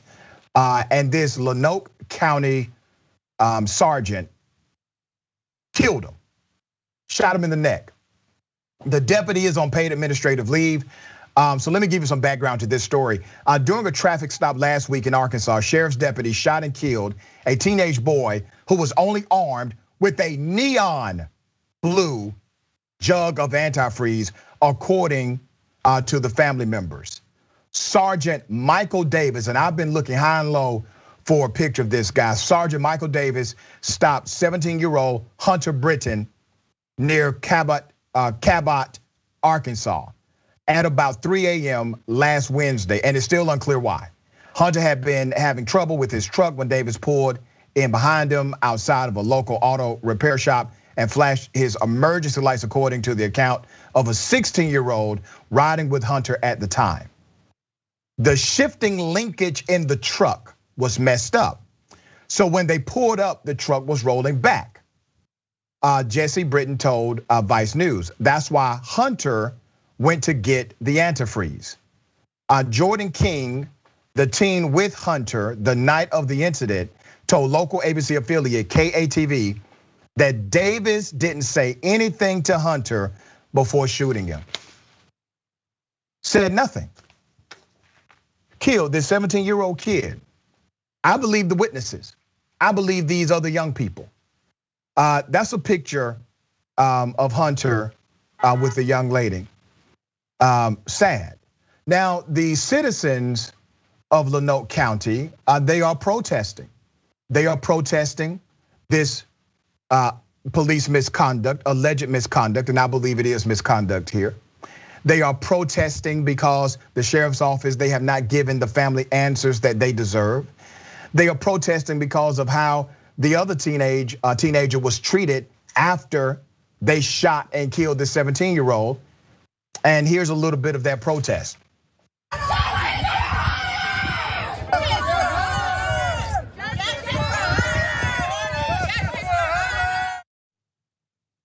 You see, we dispense truth on this show. So let me say something very sobering to everybody watching this. If you say nothing when they're knocking on your neighbor's door, if you say nothing when they're knocking on your neighbor's door, why don't you think they're gonna end up knocking on yours? We have been screaming and shouting the blood of unarmed black men and women, brown men and women, has been screaming and shouting from the soil. Do something. Do something about out of control policing in the United States of America. But what happened? Even with almost 95% of Americans believing some level of police reform should take place, 58% of Americans believing it should be dramatic. Hell, 51% of Republicans saying police reform is required. No police reform happens. They're not held accountable. Even now, the person who killed the 17-year-old kid who was trying to be courteous by making sure his truck did not hit this cruiser, that person is on paid administrative leave. Now, the state of Arkansas has picked up the case. We will see what happens. We're going to continue to follow it. Adrian, I want you to give your legal expertise here as an attorney. What do you see? What are the variables you see right away?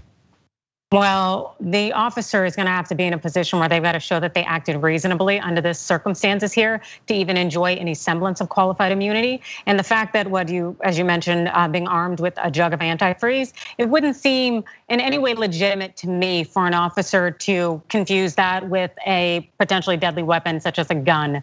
But also, I'm sure what the officer is going to say is that this young man was turning such that they weren't sure what he was turning around with. But the reality is that people move and people move in various directions. So for police to always assume that in any way that the person who's moving that I am stopping or speaking with must be using deadly force against me is a huge part of the problem. I just think that is extremely unreasonable. And this child has lost their lives as a result of it. And so we will see how this ends up playing out. But I think we can maybe largely garner that people might give this a little bit more attention in terms of people with power, because this was a promising young white man with a future ahead. And hey, his life was taken. And unfortunately, having a lot of black young men and black young women be murdered by police isn't enough to gain the attention of people in power. But maybe, just maybe this one will be enough. Just maybe, we'll see what happens. Nothing can bring back the 17-year-old, just like nothing can bring back George Floyd. Nothing can bring back Breonna Taylor. Nothing can bring back the countless young men and women who have been killed by members of law enforcement for simply existing, for simply being there. But we have been saying it's out of control for a long time. But you know what else is out of control? And this is my issue with a lot of people who are protesting this right now. Some of those same people will protect policies like qualified immunity. Let's talk about qualified immunity for a minute. You know, as an attorney, Adrian, that tort law has a way of checking an industry, checking a profession.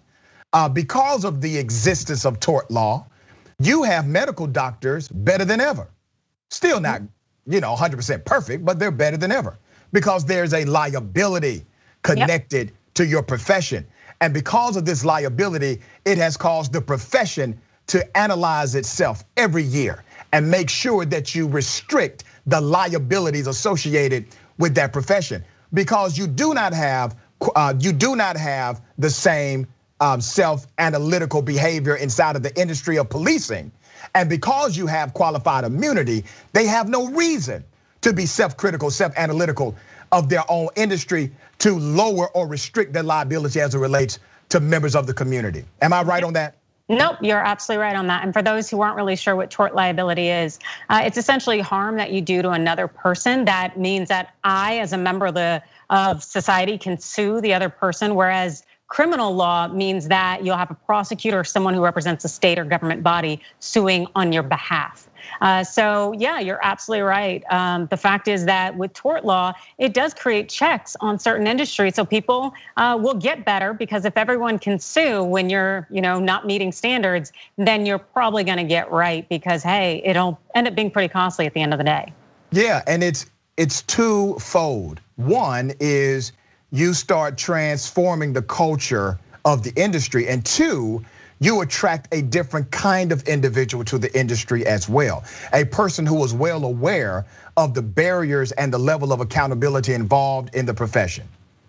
Yep, and the thing is, like you mentioned with policing, when the barriers aren't very high, also, and when the standards are extremely low in terms of performance and there is low level of accountability, then you're gonna have a lot of people out here making these gut reactions and responses that are completely and totally unreasonable, but they're not going to change or get any better because there are no consequences. So there's really no incentive. Let me shift gears just a moment. Ladies and gentlemen, I wish a Karen would. You know what we do? We cover Karens across the country because Karens, well, they're dangerous. This is a different kind of story. And I decided to go Hollywood on you for this one. There's a recent episode of the Real Housewives of Beverly Hills. Now, I don't watch the show. Maybe you're a fan. I've never seen the show. I've seen different snippets and advertisements for it. But there's a cast member named Sutton Stracke.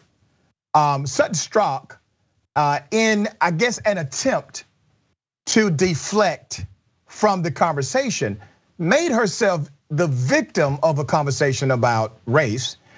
She weaponized her white tears, as a Karen typically would, saying, and I quote, "Being called a racist is a virus worse than COVID." Really? Let me take you to the first video. Here it is. Are you serious with me right now? Are you that girl? I don't see color. I really don't see color. I don't see race. I don't do it. The word racist to me is like a virus, worse than COVID. And I can't. To even get into this upsets me. See, let me tell you what's happening here. First of all, she's not able to engage in an adult conversation about adult themes. Racism, bias, prejudice is a reality. Now, she's utilizing the ultimate privilege card by equating the microcosm of her belief system and saying that's actually the macrocosm of how every other person believes. She's saying, well, because I don't see color, which by the way is bull and you know it. But she's saying, well, I don't see color, means that she needs to be dismissed from the conversation about race and racism. Now, keep in mind, when you're talking about racism, there is a victim in racism. It's the person that the racist individual is being racist against. But in this conversation, she made herself, I mean, damn, Karen is crafty. She made herself the victim inside of the conversation about racism against black and brown people. Whoa. I gotta say this Karen got some skills. Let me take you to the second video. It gets worse. That's how I feel too. I literally have laid in bed at night thinking about my conversation with Garcelle. I don't think you realize the effect that it has on me being a black woman. There's stereotypes that people think that we don't pay for our rent, that we don't tip. I would never even think about that. Because you don't have to deal with that. You were trying to hurt Garcelle as a person, not as a race. Y'all, this is for real. Like, sorry, I get really upset about this and emotional. Yes, I'm the girl that doesn't see color. And that's bad. Why? This is fascinating. I mean, really. Damn. She is playing the victim. Now, let me remind everyone, we have done more to combat COVID in the last 2 years than we have ever done to combat the epidemic of racism, okay? We have put more resources, emphasis, everything behind COVID than we ever did to combat the effects of racism. And let me remind this Karen and other Karens of the world, not only has racism systemically hurt people of color, especially black people for hundreds of years, COVID-19 has affected people of color even worse because of disparities that exist in our systems of policy, rule, and democracy. So yes, it is real. And I'm sorry that it hurts your feelings to have an open conversation about this. Adrian, do you watch The Real Housewives of Beverly Hills? Do you know these people? At one point in my life, I did watch. I do not any longer. I do not know these people, and well, with good reason. That woman is absolutely nonsense. And as someone who teaches race, oppression systems, inclusion, equity, it's very difficult because I see people respond like this, and it is a form of white fragility, hoping to shift the narrative to focus on that individual as opposed to the systems of oppression that individual benefits from and plays an active role in, whether they are fully cognizant of it or not. And watching it is very difficult because there are people like this individual who they do that and they do it all the time. And the thing is, it only sets us back. It helps reinforce the power structures as they are. And it's just pathetic. Yeah, very well said.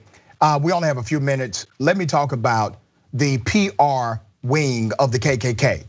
They are called Sons of the Confederacy, okay? This is more of a public group, and an anonymous hacktivist uncovered that a white nationalist group, the Sons of the Confederate Veterans, had 74 members registered with emails associated with various branches of the armed forces and 91 members with emails associated with active government agencies. This is the same group who filed a lawsuit to have a Confederate statue restored in a predominantly black city in Decatur.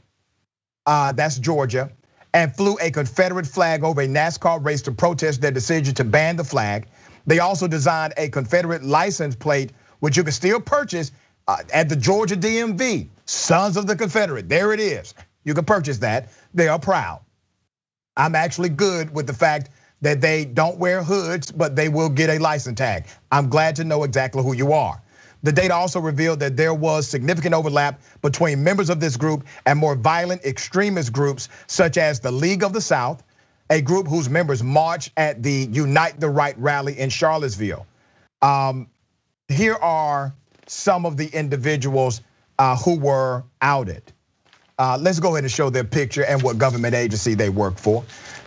So this guy came from a Georgia.gov, mvd.dor, Georgia.gov site.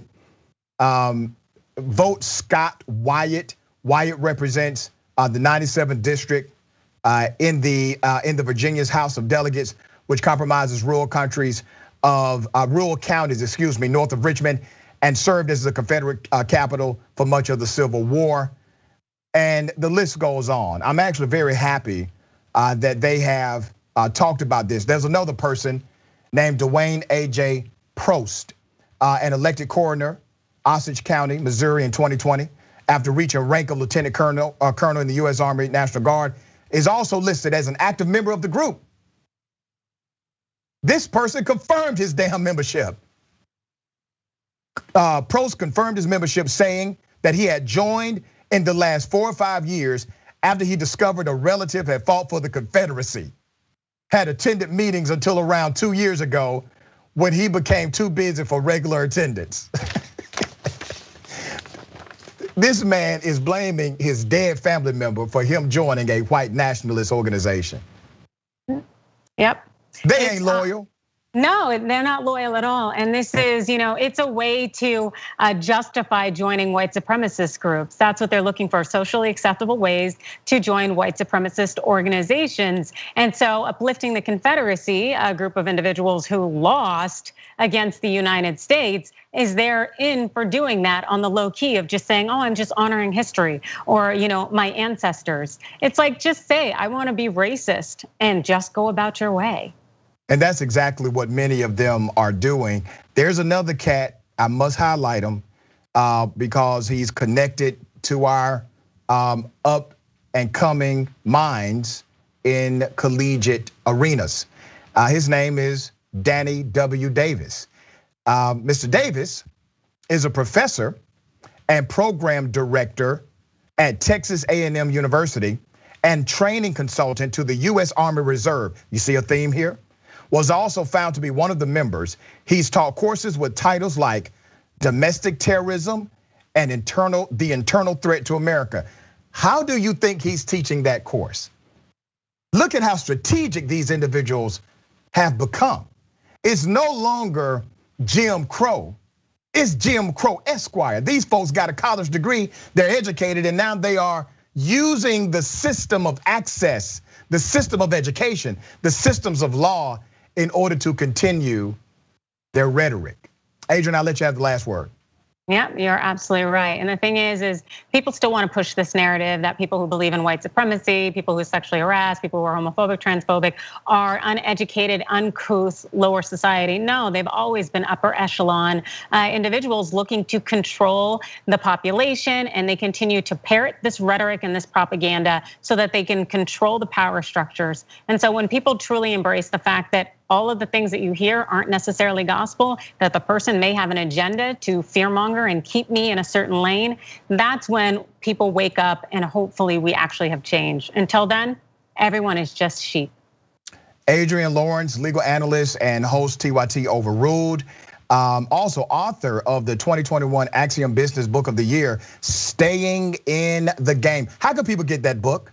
You can get it anywhere books are sold, as well as in the TYT store. It is available. Staying in the Game just won 2 more awards, International Business Book of the Year, as well as for International Book of the Year for women's issues. It's just an important thing. Invest in your professional future. So amazing. Congratulations. You deserve all of that success and more. Always a pleasure to have you on Indisputable. Thank you.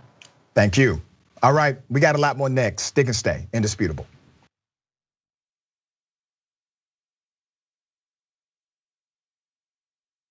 While the Young Turks, the Friday show is gonna be awesome. We're gonna help us over here. Drop it. We became the first ever daily online web television show.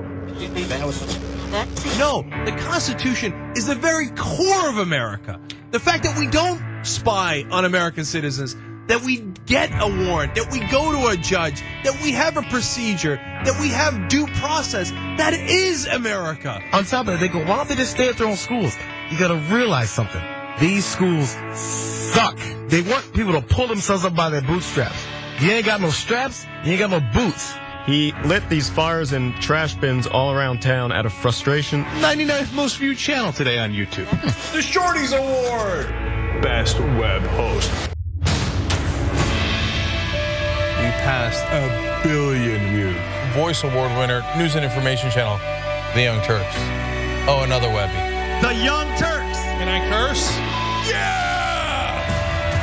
For those of you watching on live stream, yes, we have adopted a pet iguana that showed up at our door. A haunted version in the dark with our silhouettes. Now let's get to the best line of the debate. And it was definitely the one against Florence. I told you we were coming. When you talk about it when it becomes a problem, our lack of gun control is a problem. Nonsense BS story is hurting that cause, and they need to wake up and recognize that they are being had by these people. Biggest gang in America. Question is, how do we make sure that we blame the person who is dead? What kind of democracy is that? We should never forget that the most powerful people in the world exploited the greatest tragedy in American history to go to war in a country that had a lot of oil. Rolling thunder. That's what this show is.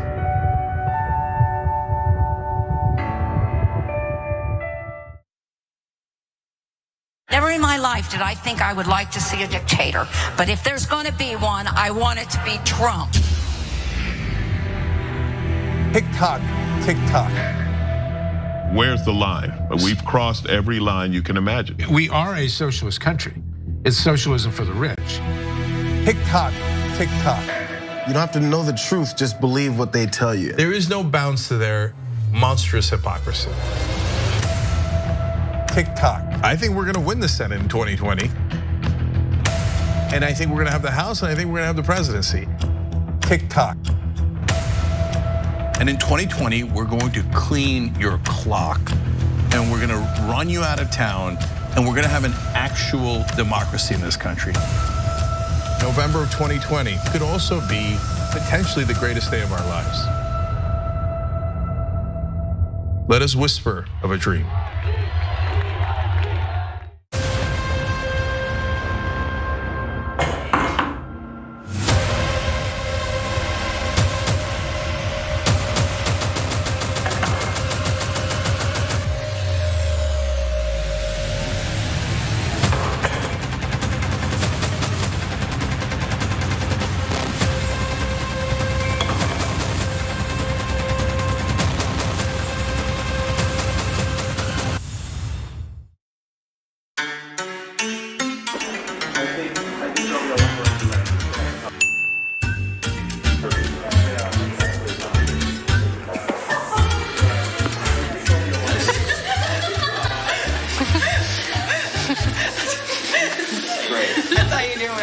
back-to-back that I like.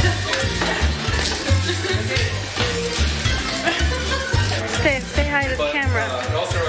I don't like this.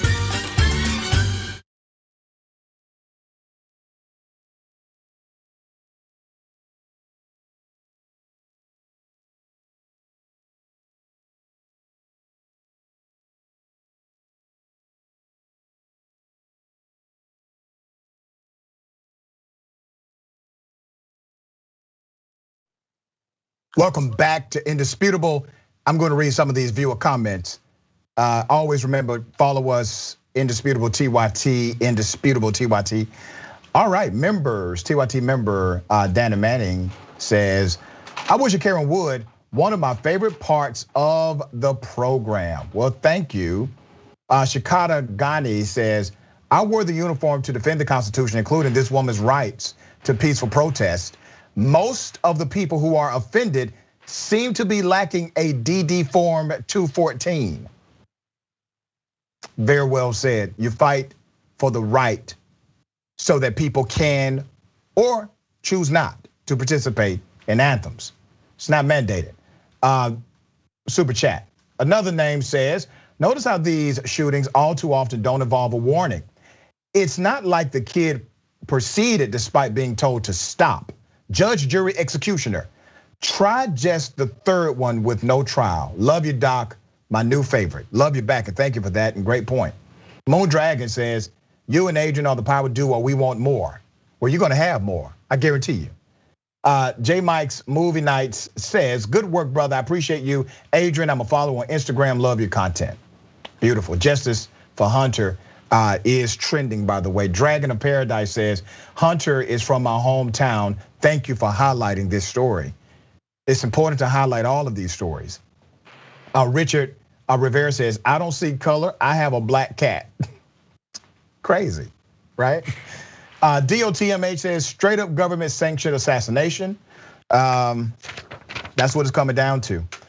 Ladies and gentlemen, I have a remarkable guest. Ali Noorani, president and CEO of National Immigration Forum and host of the podcast Only in America. Ali, thank you for being on the show. Thank you so much for having me, Dr. Richard. Let's talk about immigration policy. Let's get right into it.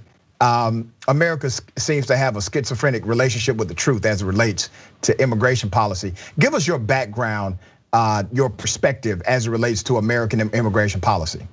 Well, so much of the immigration debate is what we believe is going to be based on policy, right? We kind of talk about numbers of voters, we talk about, what's the policy idea in Congress, but ultimately at the end of the day, this comes down to the immigration debate comes down to culture and values, who we are as a country, who we used to be, and also who we're going to be, and how do we knit together the range of cultures that make our nation special, and use and create a story that people can relate to, they feel themselves in.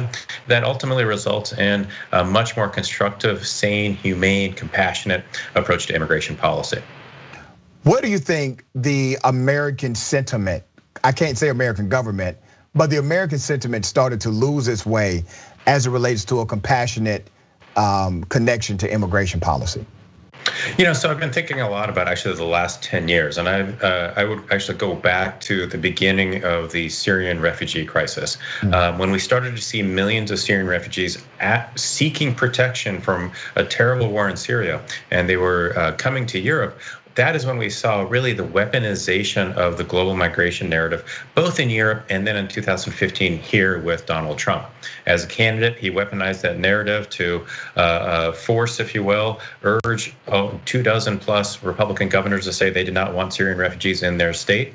And then he was quite frankly elected based on an anti-immigrant, anti-refugee message. And that led to over 1,000 changes to immigration policy under the course of the Trump administration, which now the Biden administration is working to reverse, but they need to reverse those changes and tell a different story to the American public. Why is it so dangerous for immigration policy like Trump's to continue to permeate in the culture as we know it? What's the real impact? Well, the real impact is, quite frankly, that we will shrink as a country, will become less competitive. Families from big cities to small towns, they will struggle. The tax base will erode. And again, this is not about just those big cities. It is about the small towns and communities across the country who increasingly are relying on immigrants and immigration to revitalize their economy, grow their schools, create new jobs. This is the future of our country, and it's based on our ability to recruit global talent, from the skilled engineer to the skilled farm worker. And we have got a lot of work to do to reverse what President Trump put into place, so that all Americans see the value of immigrants and immigration to them and their families. Give me your perspective on this, because I've often wondered, when I see 600 factory workers being arrested, right? And a news crew being present because the government tipped them off that they were going to do this massive arrest of undocumented workers.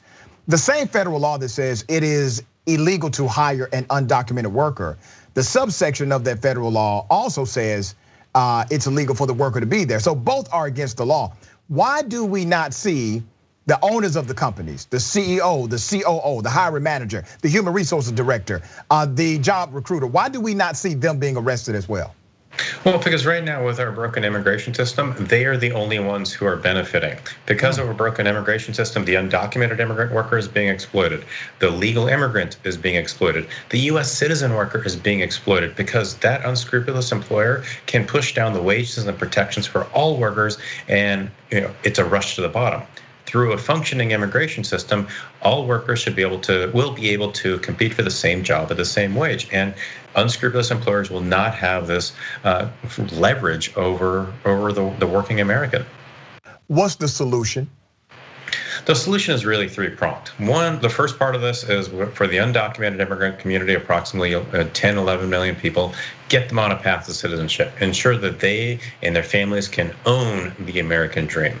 Second, create a functioning legal immigration system that creates a process through which immigrants can go through, instead of, quite frankly, turning their lives over to smugglers and human cartels and hoping they can present to ask for protection. And number three, and this is the hard part, but it's very important, is to have a security system, an immigration security system, an immigration enforcement system that is humane, compassionate, but also effective.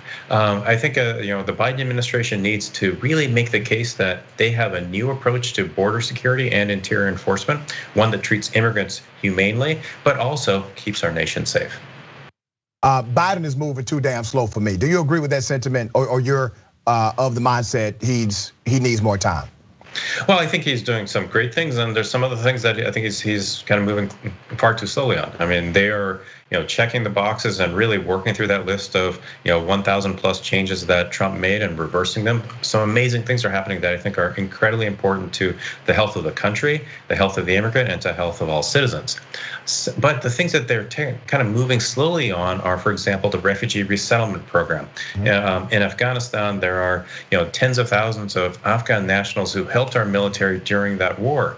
We should be moving quickly, like yesterday, to evacuate them from the country, get them to a place like Guam, so their applications for special immigrant visas can be processed and they can get to the US for protection. Because they helped us, we should be able to help them. I mean, that's one issue that, quite frankly, is kind of under my skin in terms of the Biden administration moving far too slowly to protect these people who helped us.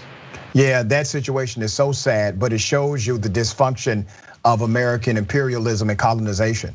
And this is why people tend to say, no, I know things are messed up, but we don't want your help, America, because of situations like this.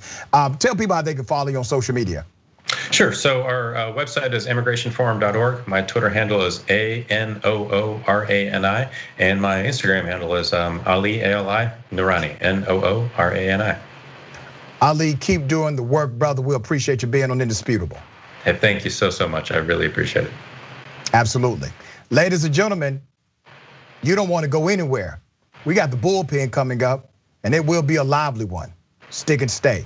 It's Indisputable.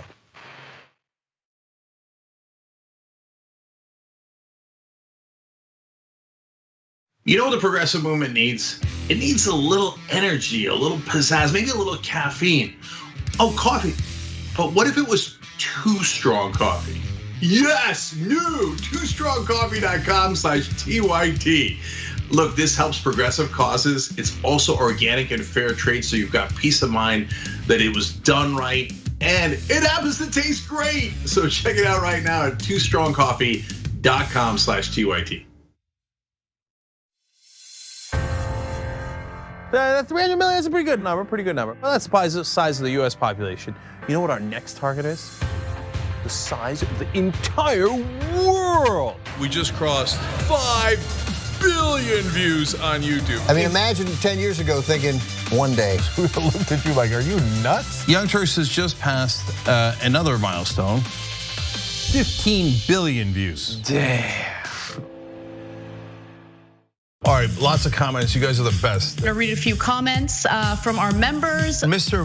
Methuselah says on YouTube, super chat, thanks for all the important work you do for TYT for the movement. Do you know who had the first super chat when I got back from vacation? You won't be surprised to find out.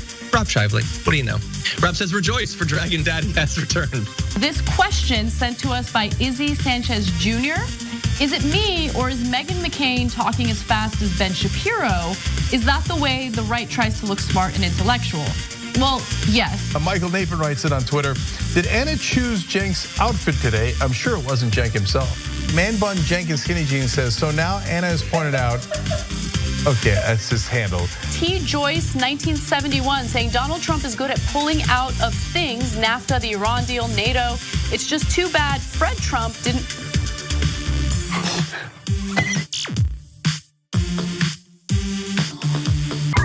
All right, let me do a little quick plug here. It's not even a plug, I'm bragging, okay? I'm bragging, watch me. We have a channel on YouTube, a whole channel devoted just to the Young Turks. It's badass, right?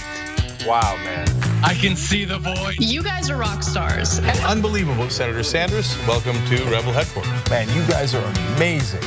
We gave you what you wanted. Okay. Speaking of shirts. I have a surprise. You reached a lot of people. You are the Young Turks. And we have spread that progressive message wide and far. Let's keep it going.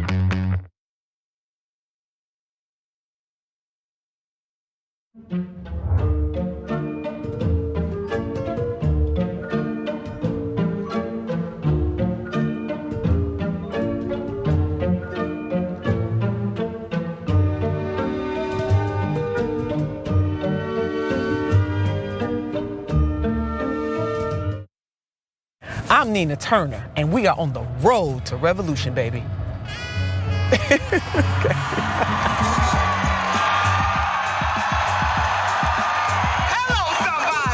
I know sometimes people talk about the angry black woman, but I'm gonna tell you something. If you ain't mad as a mofo about what's going on here, something is wrong with you. When people ask me all the time, what are the lessons from 2020, is that progressives have to get more organized and we got to come together. We have to be as agile as neoliberals. The progressive movement has to understand that it's not just enough for us to have the right ideas. We are right on most of the ideas. We're not perfect, but we're 99% right because it is a humanitarian agenda, but we must get the power. We have to come together in a more unified way so that we utilize our power strategically to topple neoliberalism, and it's gonna happen.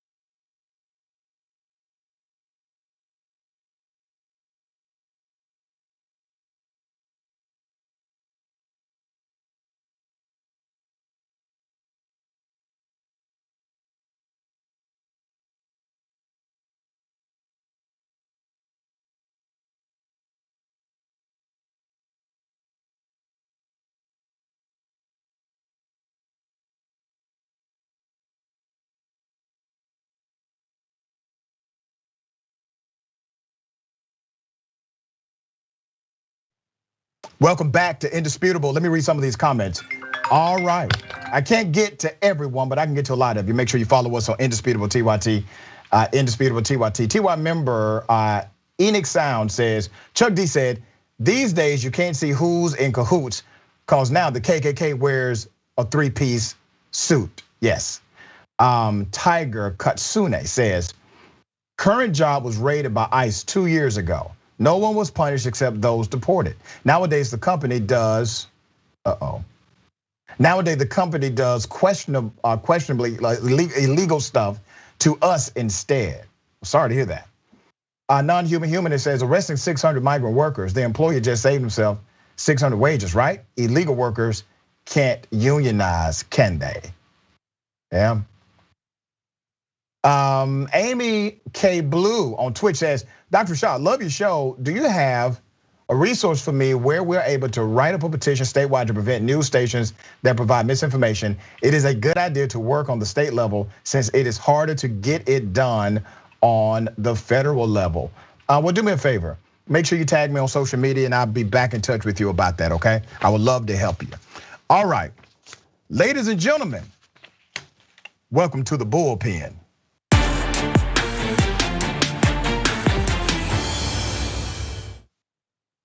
In the bullpen today, I have Bryson Gray, Christian conservative artist, producer, and personality. Bryson, welcome to Indisputable. How are you? I'm doing great, man. Thank you for having me on. Thank you, man. So we talked a little bit about this before the show, and I mentioned to you that I'm actually good friends with Lecrae, who's a Christian artist. And I asked you, since you are a Christian entertainer, or Christian artist yourself, had you had any contact with Lecrae? And you said to me that he's kind of lukewarm for you. And you mean that in the context of his faith belief, right? Yeah, and me and him have had situations because I've tried to contact him. I contacted him privately before, but he denies the word of God in front of man, which is disgusting in my opinion. Got you. You are a big anti-abortion guy, right? Yes, sir. Okay. And I assume you take that from your biblical principles or the values you have received from the Bible. Starts with that, but it's really just common sense. Even if you don't believe in the Bible, it should be common sense to be against abortion. Okay. So let me ask you this: are you for war? Am I for war? Correct. I'm against war. Take our troops out of pretty much all of these countries to stop messing with other countries. That actually has some intellectual integrity. Are you also anti-death penalty? I'm becoming that way. So sometimes I struggle with it because emotionally, when you see somebody messing with little kids and stuff of that nature, you want to say, I don't like that. But just to be clear, when I talk about pro-life, I'm talking about abortions, period. So I'm referring to abortion. Well, that's the context that you would like it to only apply to. But if you utilize the phraseology pro-life, well, now I need to understand, how do you consider life in different contexts? For example, if you are a pro-life person, then I would expect you to also be pro-funding for adoption centers or pro-funding for community homes that deal with children. I was a foster child myself. So I would imagine if you're pro-life, you're also pro-life for those that are outside of the womb, is my point, right? Outside of the womb. Well, you want to have a conversation about outside the womb, but I'm specifically dealing with inside of the womb. So I'm dealing with abortion specifically. I'm anti-abortion. It should be illegal. Very simple. Okay, because you believe life begins at conception? Yes, I believe the definition of a cell is the smallest form of life by definition in biology. So then if you apply that to a human, we're talking about a human cell. So then if that's human life and you're taking it away, then obviously you shouldn't be able to do that. Let me be graphic with you. Does sperm have a cell? Yes. Is that a human being? No, I know. That's what I said, the smallest form of life. So if you talk about a human cell, when a sperm goes into the egg okay, I'm not going through that. We all know what happens. And then when it starts growing, obviously it's doing that. And that's why you here, that's why I'm here. That's why everybody's here right now, is because of that right there. So let's not play these little weird games. We know exactly. We're not playing games, brother. Okay. We're having an open conversation. Because if your faith belief informs you of your stance on a woman's right to choose, let's be okay with challenging the conversation. And I will let you speak and I'll speak. So let me pose this question to you. When we talk about life, we're not talking about biological function, because there's a lot of biological function. We can spit on the ground and there's biology in the spit. You're not trying to save the spit, brother. So we're not talking about biological function. We're talking about a soul being placed inside of the body and a soul being present inside of the womb. That's what we're really talking about, correct? That's what makes it life. No, I made what I said very specific. That's why I said when somebody releases a sperm and it comes with the egg and it starts creating life, when that come together and life starts growing, period. That's a human cell. So the fact that you're taking that away, and let's not act like that's when most abortions happen. Most abortions happen later than that, which is more disgusting. So later we start doing that is murder. And not only it should be simply illegal. No, I don't want no exceptions. All right, so what about in cases of rape? No exceptions. In cases of molestation? No exceptions. In cases of incest? No exceptions. Now, let me go back to your ideology about where life begins. We can all agree that in the story of Adam and Eve, or Iadarola, that Adam was a biological entity first. And this biology that had the format of life, cells were functioning. There was a biological process, because according to the text that you say informs your belief on abortion, God created Adam, or God created man. So now you have your biology.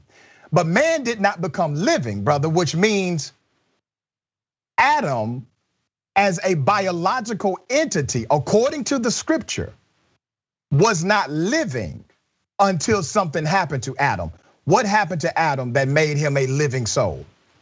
I know what you're about to say. God breathed breath into him, but my answer is that God knew you before the womb, before you was in the womb. Okay, so you answered the question that in the scripture that you base your opinion on, or base your faith value on, that Adam was actually a biological creature, a biological presence that had the function of life. However, scripture says that is not what made him living. He did not become living until there was a respiratory function, until God breathed into Adam, and the Bible says Adam thus became a living soul. So that means that Adam can exist biologically first without actually being living second. There's a huge problem with this comparison you're using. The huge problem is Adam wasn't born of a woman. He was the first man created by God. And then the woman Eve was created from the rib. That's why I brought up the other scripture that said, I knew you even before you was in the womb. Period. And that's quite simple. One of the things God hates is a shedding of innocent blood. Well, let's go back to that. And I appreciate the conversation, brother. You and I disagree totally on the concept here, but I appreciate the open conversation. Now, the scripture you just mentioned is actually in Jeremiah 1. And God is specifically talking about Jeremiah the prophet. And the wording is, before you were in the womb of your mother, I knew you, I ordained you a prophet unto the nation. So just as you utilize the scripture in the book of Genesis to apply to a one-time situation, why do you not use the scripture in Jeremiah to apply specifically as it is stated to a one-time situation? I gave you another scripture, you ignored it. Okay, what was the other one? Where is it at? I said one of the 6 things God hates is the shedding of innocent blood. Well, we understand that, brother. And once again, that is in reference to life. And we've already established that you can have biology without having life. That's according to the text that you read in Genesis. Are babies in a womb as they're growing? Is that not life?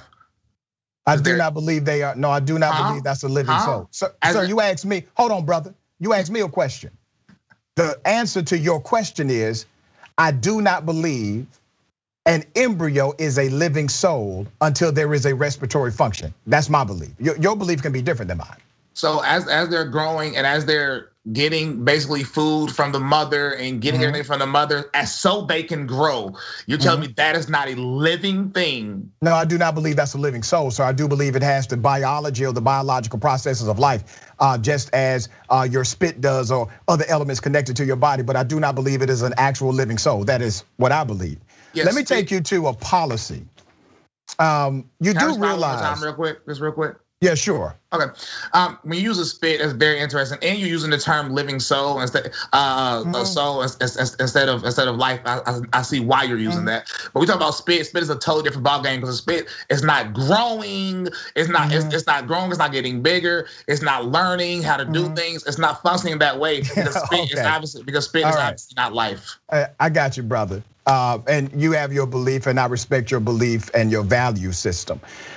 So you're a guy, you want to see less abortions happen in America. Do you support Republicans politically? I'm a conservative. Republicans are starting to go towards further left, so they have pissed me off as of late. But you do support conservatives that are, I guess, anti-abortion, right? Or anti-woman's right to choose. You support them. I support that specific policy.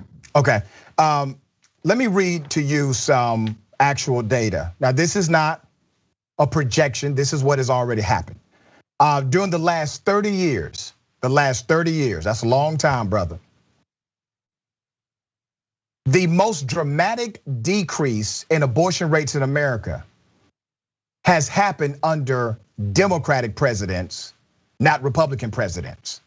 Republican or conservative presidents have either kept it the same or increased the number of actual abortions in the United States. Let me read some stats. Per 1,000 women, Reagan from 1981 to 1989 had the number at 24 per 1,000. This was rates per every 1,000 women, according to the CDC. H.W. Bush had it at 24, which kept it steady. Clinton had it at 16.2, which dropped it. Bush had it at 16 as well. And then President Obama gets in and he dramatically decreases it to 11. All right, so the most dramatic and the only decreases of actual abortion rates in the United States of America happened under Democratic presidents, which would mean if you're considering saving more lives, if you believe that abortions or abortion is murder, then you have to consider voting for a Democrat and not a Republican, because under conservatives, the abortion rate actually increases, and under Democrats, it actually decreases. Well, none of them statutes brought up affects me at all, because like I've made clear multiple times, I want it illegal, meaning it shouldn't happen, period. So them stats has no effect on me. All right, you do realize how ridiculous it sounds when you say you want a person who was raped to be forced to have a child. You want a girl, a child who was molested to be forced to have a baby. You realize how dumb as hell that sounds, right? Well, it wasn't the baby that raped that person, so I don't think that's an exception. Say that again. The baby that's growing inside of you didn't rape you, didn't molest you. The man hopefully is in jail and or dead. But wait a minute. So you want that person punished for taking away the choice of another individual, but you don't want that individual to have a choice as it relates to carrying the embryo into term. No, incorrect. I want that person to be punished for raping and or molesting. I know a lot of times people try to use blanket terms like a choice, so you can use that in another place. But no, I'm specifically talking about raping and molesting because you said those words. This is fascinating. So, and what's interesting, Bryson, is that there's a policy, or at least it existed temporarily in the state of Alabama. Alabama passed a law, and I'm sure you were very happy about this law until the court overturned it, that said even in cases of rape, abortion would still be illegal in Alabama. That law did get overturned, but keep in mind, it did get passed. And literally in Alabama, a person would get more time for aborting the fetus than what the rapist would get for raping the woman. Does that make sense to you? No, I don't agree with that last aspect. Okay. Obviously, the person that raped the woman needs to get life. Any person that rapes somebody should get life in prison. But I do like the fact that they did that law outside of that last part. Do you have children? No, but I will. I have 3 siblings. You have sisters? I have a little sister, correct. You ever thought if somebody raped your little sister, you wouldn't want her to have the child of the rapist? Or at least have her? Nope, my sister, she will have the child. Because you will force her to have it? Nope, because she was a Bible-believing Christian like me and she doesn't believe in abortion. So if your sister, God forbid, was raped. We could talk to her, she's upstairs. You would, well, I can have her on the show another time. I'm talking to you today. Okay. You would counsel her to not have an abortion, but to in fact have the child of the rapist. I already know she would have it, but I will tell her you better not get no abortion. All three, I was like, do not get no abortion. I tell everybody that who even thinks about having an abortion. I talk to people in my DMs sometimes think about having an abortion, but it's never really based on rape. We argue on something that's very rare. The majority of cases is convenience. Women just want convenience because women want to be out here having sex with who knows what, when no, and who nobody knows, and then they want to get an abortion. So it's usually out of convenience, but you haven't brought that up once. And that's because women have talked to you and told you this? It's just per statistics. Every statistics, rape is like less than 2% of abortions. Why do you think the number of abortions actually decreases under Democrats and typically increases or stays the same under Republicans? Why do you think that is? Genuinely, I do not know. But do you care?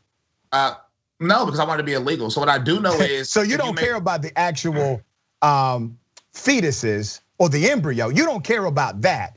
You just care about this one damn law. You don't care about the actual preserving of life. You don't care what the number is. You just care about this one issue that is a law that you want to see passed. You don't care what the actual numbers are. Incorrect, sir. I'm not saying it's not a positive if abortions were decreased. But what I do know, and the reason I said I don't care is what I do know is if it was illegal, them numbers would decrease significantly because you would have to take a risk to go get an abortion illegally. That's another untrue statement. So many statistics from what you will have, well, we do have some stats of illegal abortions that led to the death of the mother. Because they were utilizing clothes hangers and people created a black market system so that you can go and seek these abortions. The bottom line is, brother, that women have had this choice legally or illegally, and instead of focusing on the policy that you're trying to push, which is completely adversarial to any common sense known to man, to push that kind of ideology without respecting a woman's right to choose, especially in situations that are egregious as rape, brother, I'm disappointed. But I do believe in a woman's right to choose. Because in most cases, it's convenience. She can make that choice in the bedroom, just like she make every other choice in her life. So once you make that choice in the bedroom, you have to deal with you a grown adult woman in most cases. You need to deal with what you just did. So you can't just get rid of your responsibilities and take away a life because of you convenience. Stop being a little thought. That's what they are to you, their thoughts to you. Yeah, promiscuous women, correct. Yeah, you got a woman? Yes, I have a girlfriend, yep. Okay, you don't have children? No, but just real quick, my girlfriend was actually adopted at 2 years old, and she was raised by wonderful parents, which is another reason why I'm very pro-life. I was already pro-life, but just that alone, and she's a very intelligent woman, and her mother is left at home. I'm glad you said that. I was a foster child myself.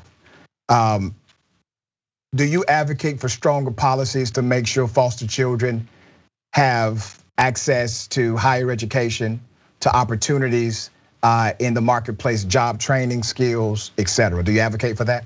Job training skills, yes. I'm not a fan of these universities. I think people need to homeschool their kids. Oh, that's a shock. You're not a fan of college. Okay, that's a shock. Yeah. All right. Well, just school period, not just college. It's public school system, private school system. No matter what it is, all they're doing is indoctrinating our children. That's why a lot of liberals they claim that they didn't become liberals until they left college. I got you, man. That's just. I mean, this has been I don't know, interesting. I can say that. So, are you a big MAGA guy? Are you a Trumpite?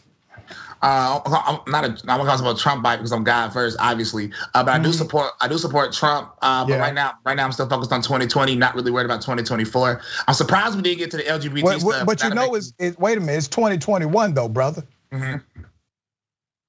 Yeah, the election was obviously stolen, in my opinion. I thought we have.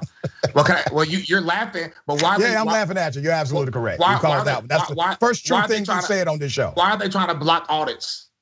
Okay, brother.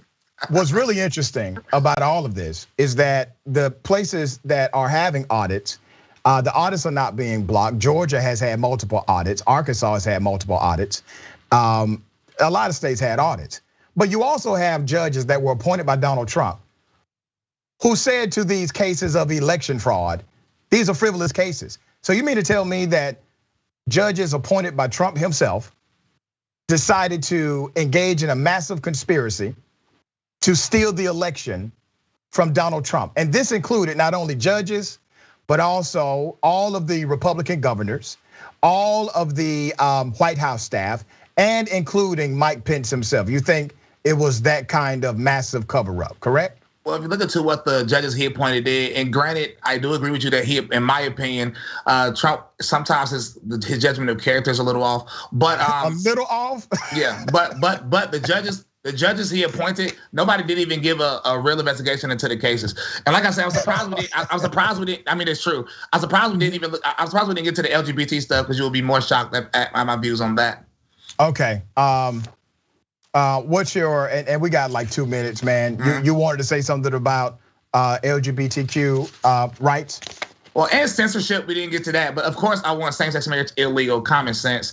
But also, as far as censorship, social media companies, especially the ones that are publicly traded, shouldn't have these like these Section 230 immunity things surrounding them. Because my music just got banned on some of the biggest platforms in the country, as far as Spotify and SoundCloud. Yeah. And how can you ban my music but still have music about murder? And let me tell you why private companies can do that, and it is not antithetical to the Constitution. Your freedom of speech is a freedom that does have restrictions. Now remember, your freedom of speech basically says the government cannot do anything to intrude on that freedom, right? Or penalize you for having said freedom when you exercise that freedom. But private companies, for example, TYT is a private company. Indisputable is a show at this private company. If I wanted you to be off my show, I could just cut your mic. I haven't violated your constitutional rights. Maybe I've offended you, brother, but I have not violated your constitutional rights. So when you make a constitutional argument, I didn't, because of a private company, what they decide to do with your music, that doesn't equate. It's not a constitutional issue. You brought up Constitution. I said nothing about the Constitution. So you're just saying private companies should do what you want them to do? No, incorrect. But if you're gonna ban my music, okay, you have to ban other music similar to that. Like, well, they don't have to, brother. They don't. And this is where we get into the thing. They're not Christians like you, brother. Oh no. And now this is the argument. Now my argument is discrimination, right? Y'all like that word? Oh, just go discrimination. I got it. But it is discrimination. I can prove it's discrimination by emails, and I can pull up 1,000 popular songs. And they're discriminating against your lyrics? Yes, they are. Got you, man. All right. Discriminate against my belief system, correct? Gotcha, man. Well, you continue that fight, brother. Do you? All right. I appreciate you being on Indisputable. Thank you, sir. Yes, sir. All right. Okay, before I exit, let me read some of the comments, okay? MJ Jackson says, almost most conservatives, also most of conservatives support foreign regimes who have pro-abortion policies like Netanyahu in Israel. So what good is it to be anti-abortion at home but pro-abortion abroad? Good point, Sun Dragon. First Testament, what about all of the babies that died innocently in the wombs of their mother when he flooded the earth? J.R. Alfred says, love the show, keep up the great work. I hope you get to moderate the next president election. We're working on it. Ladies and gentlemen, I want you to make sure you stay for Deep Dive with Jordan Yule on Twitch, all right? Deep Dive coming up next. Remember, take care of yourself, take care of each other, and take care of the planet. And remember, the truth is always indisputable.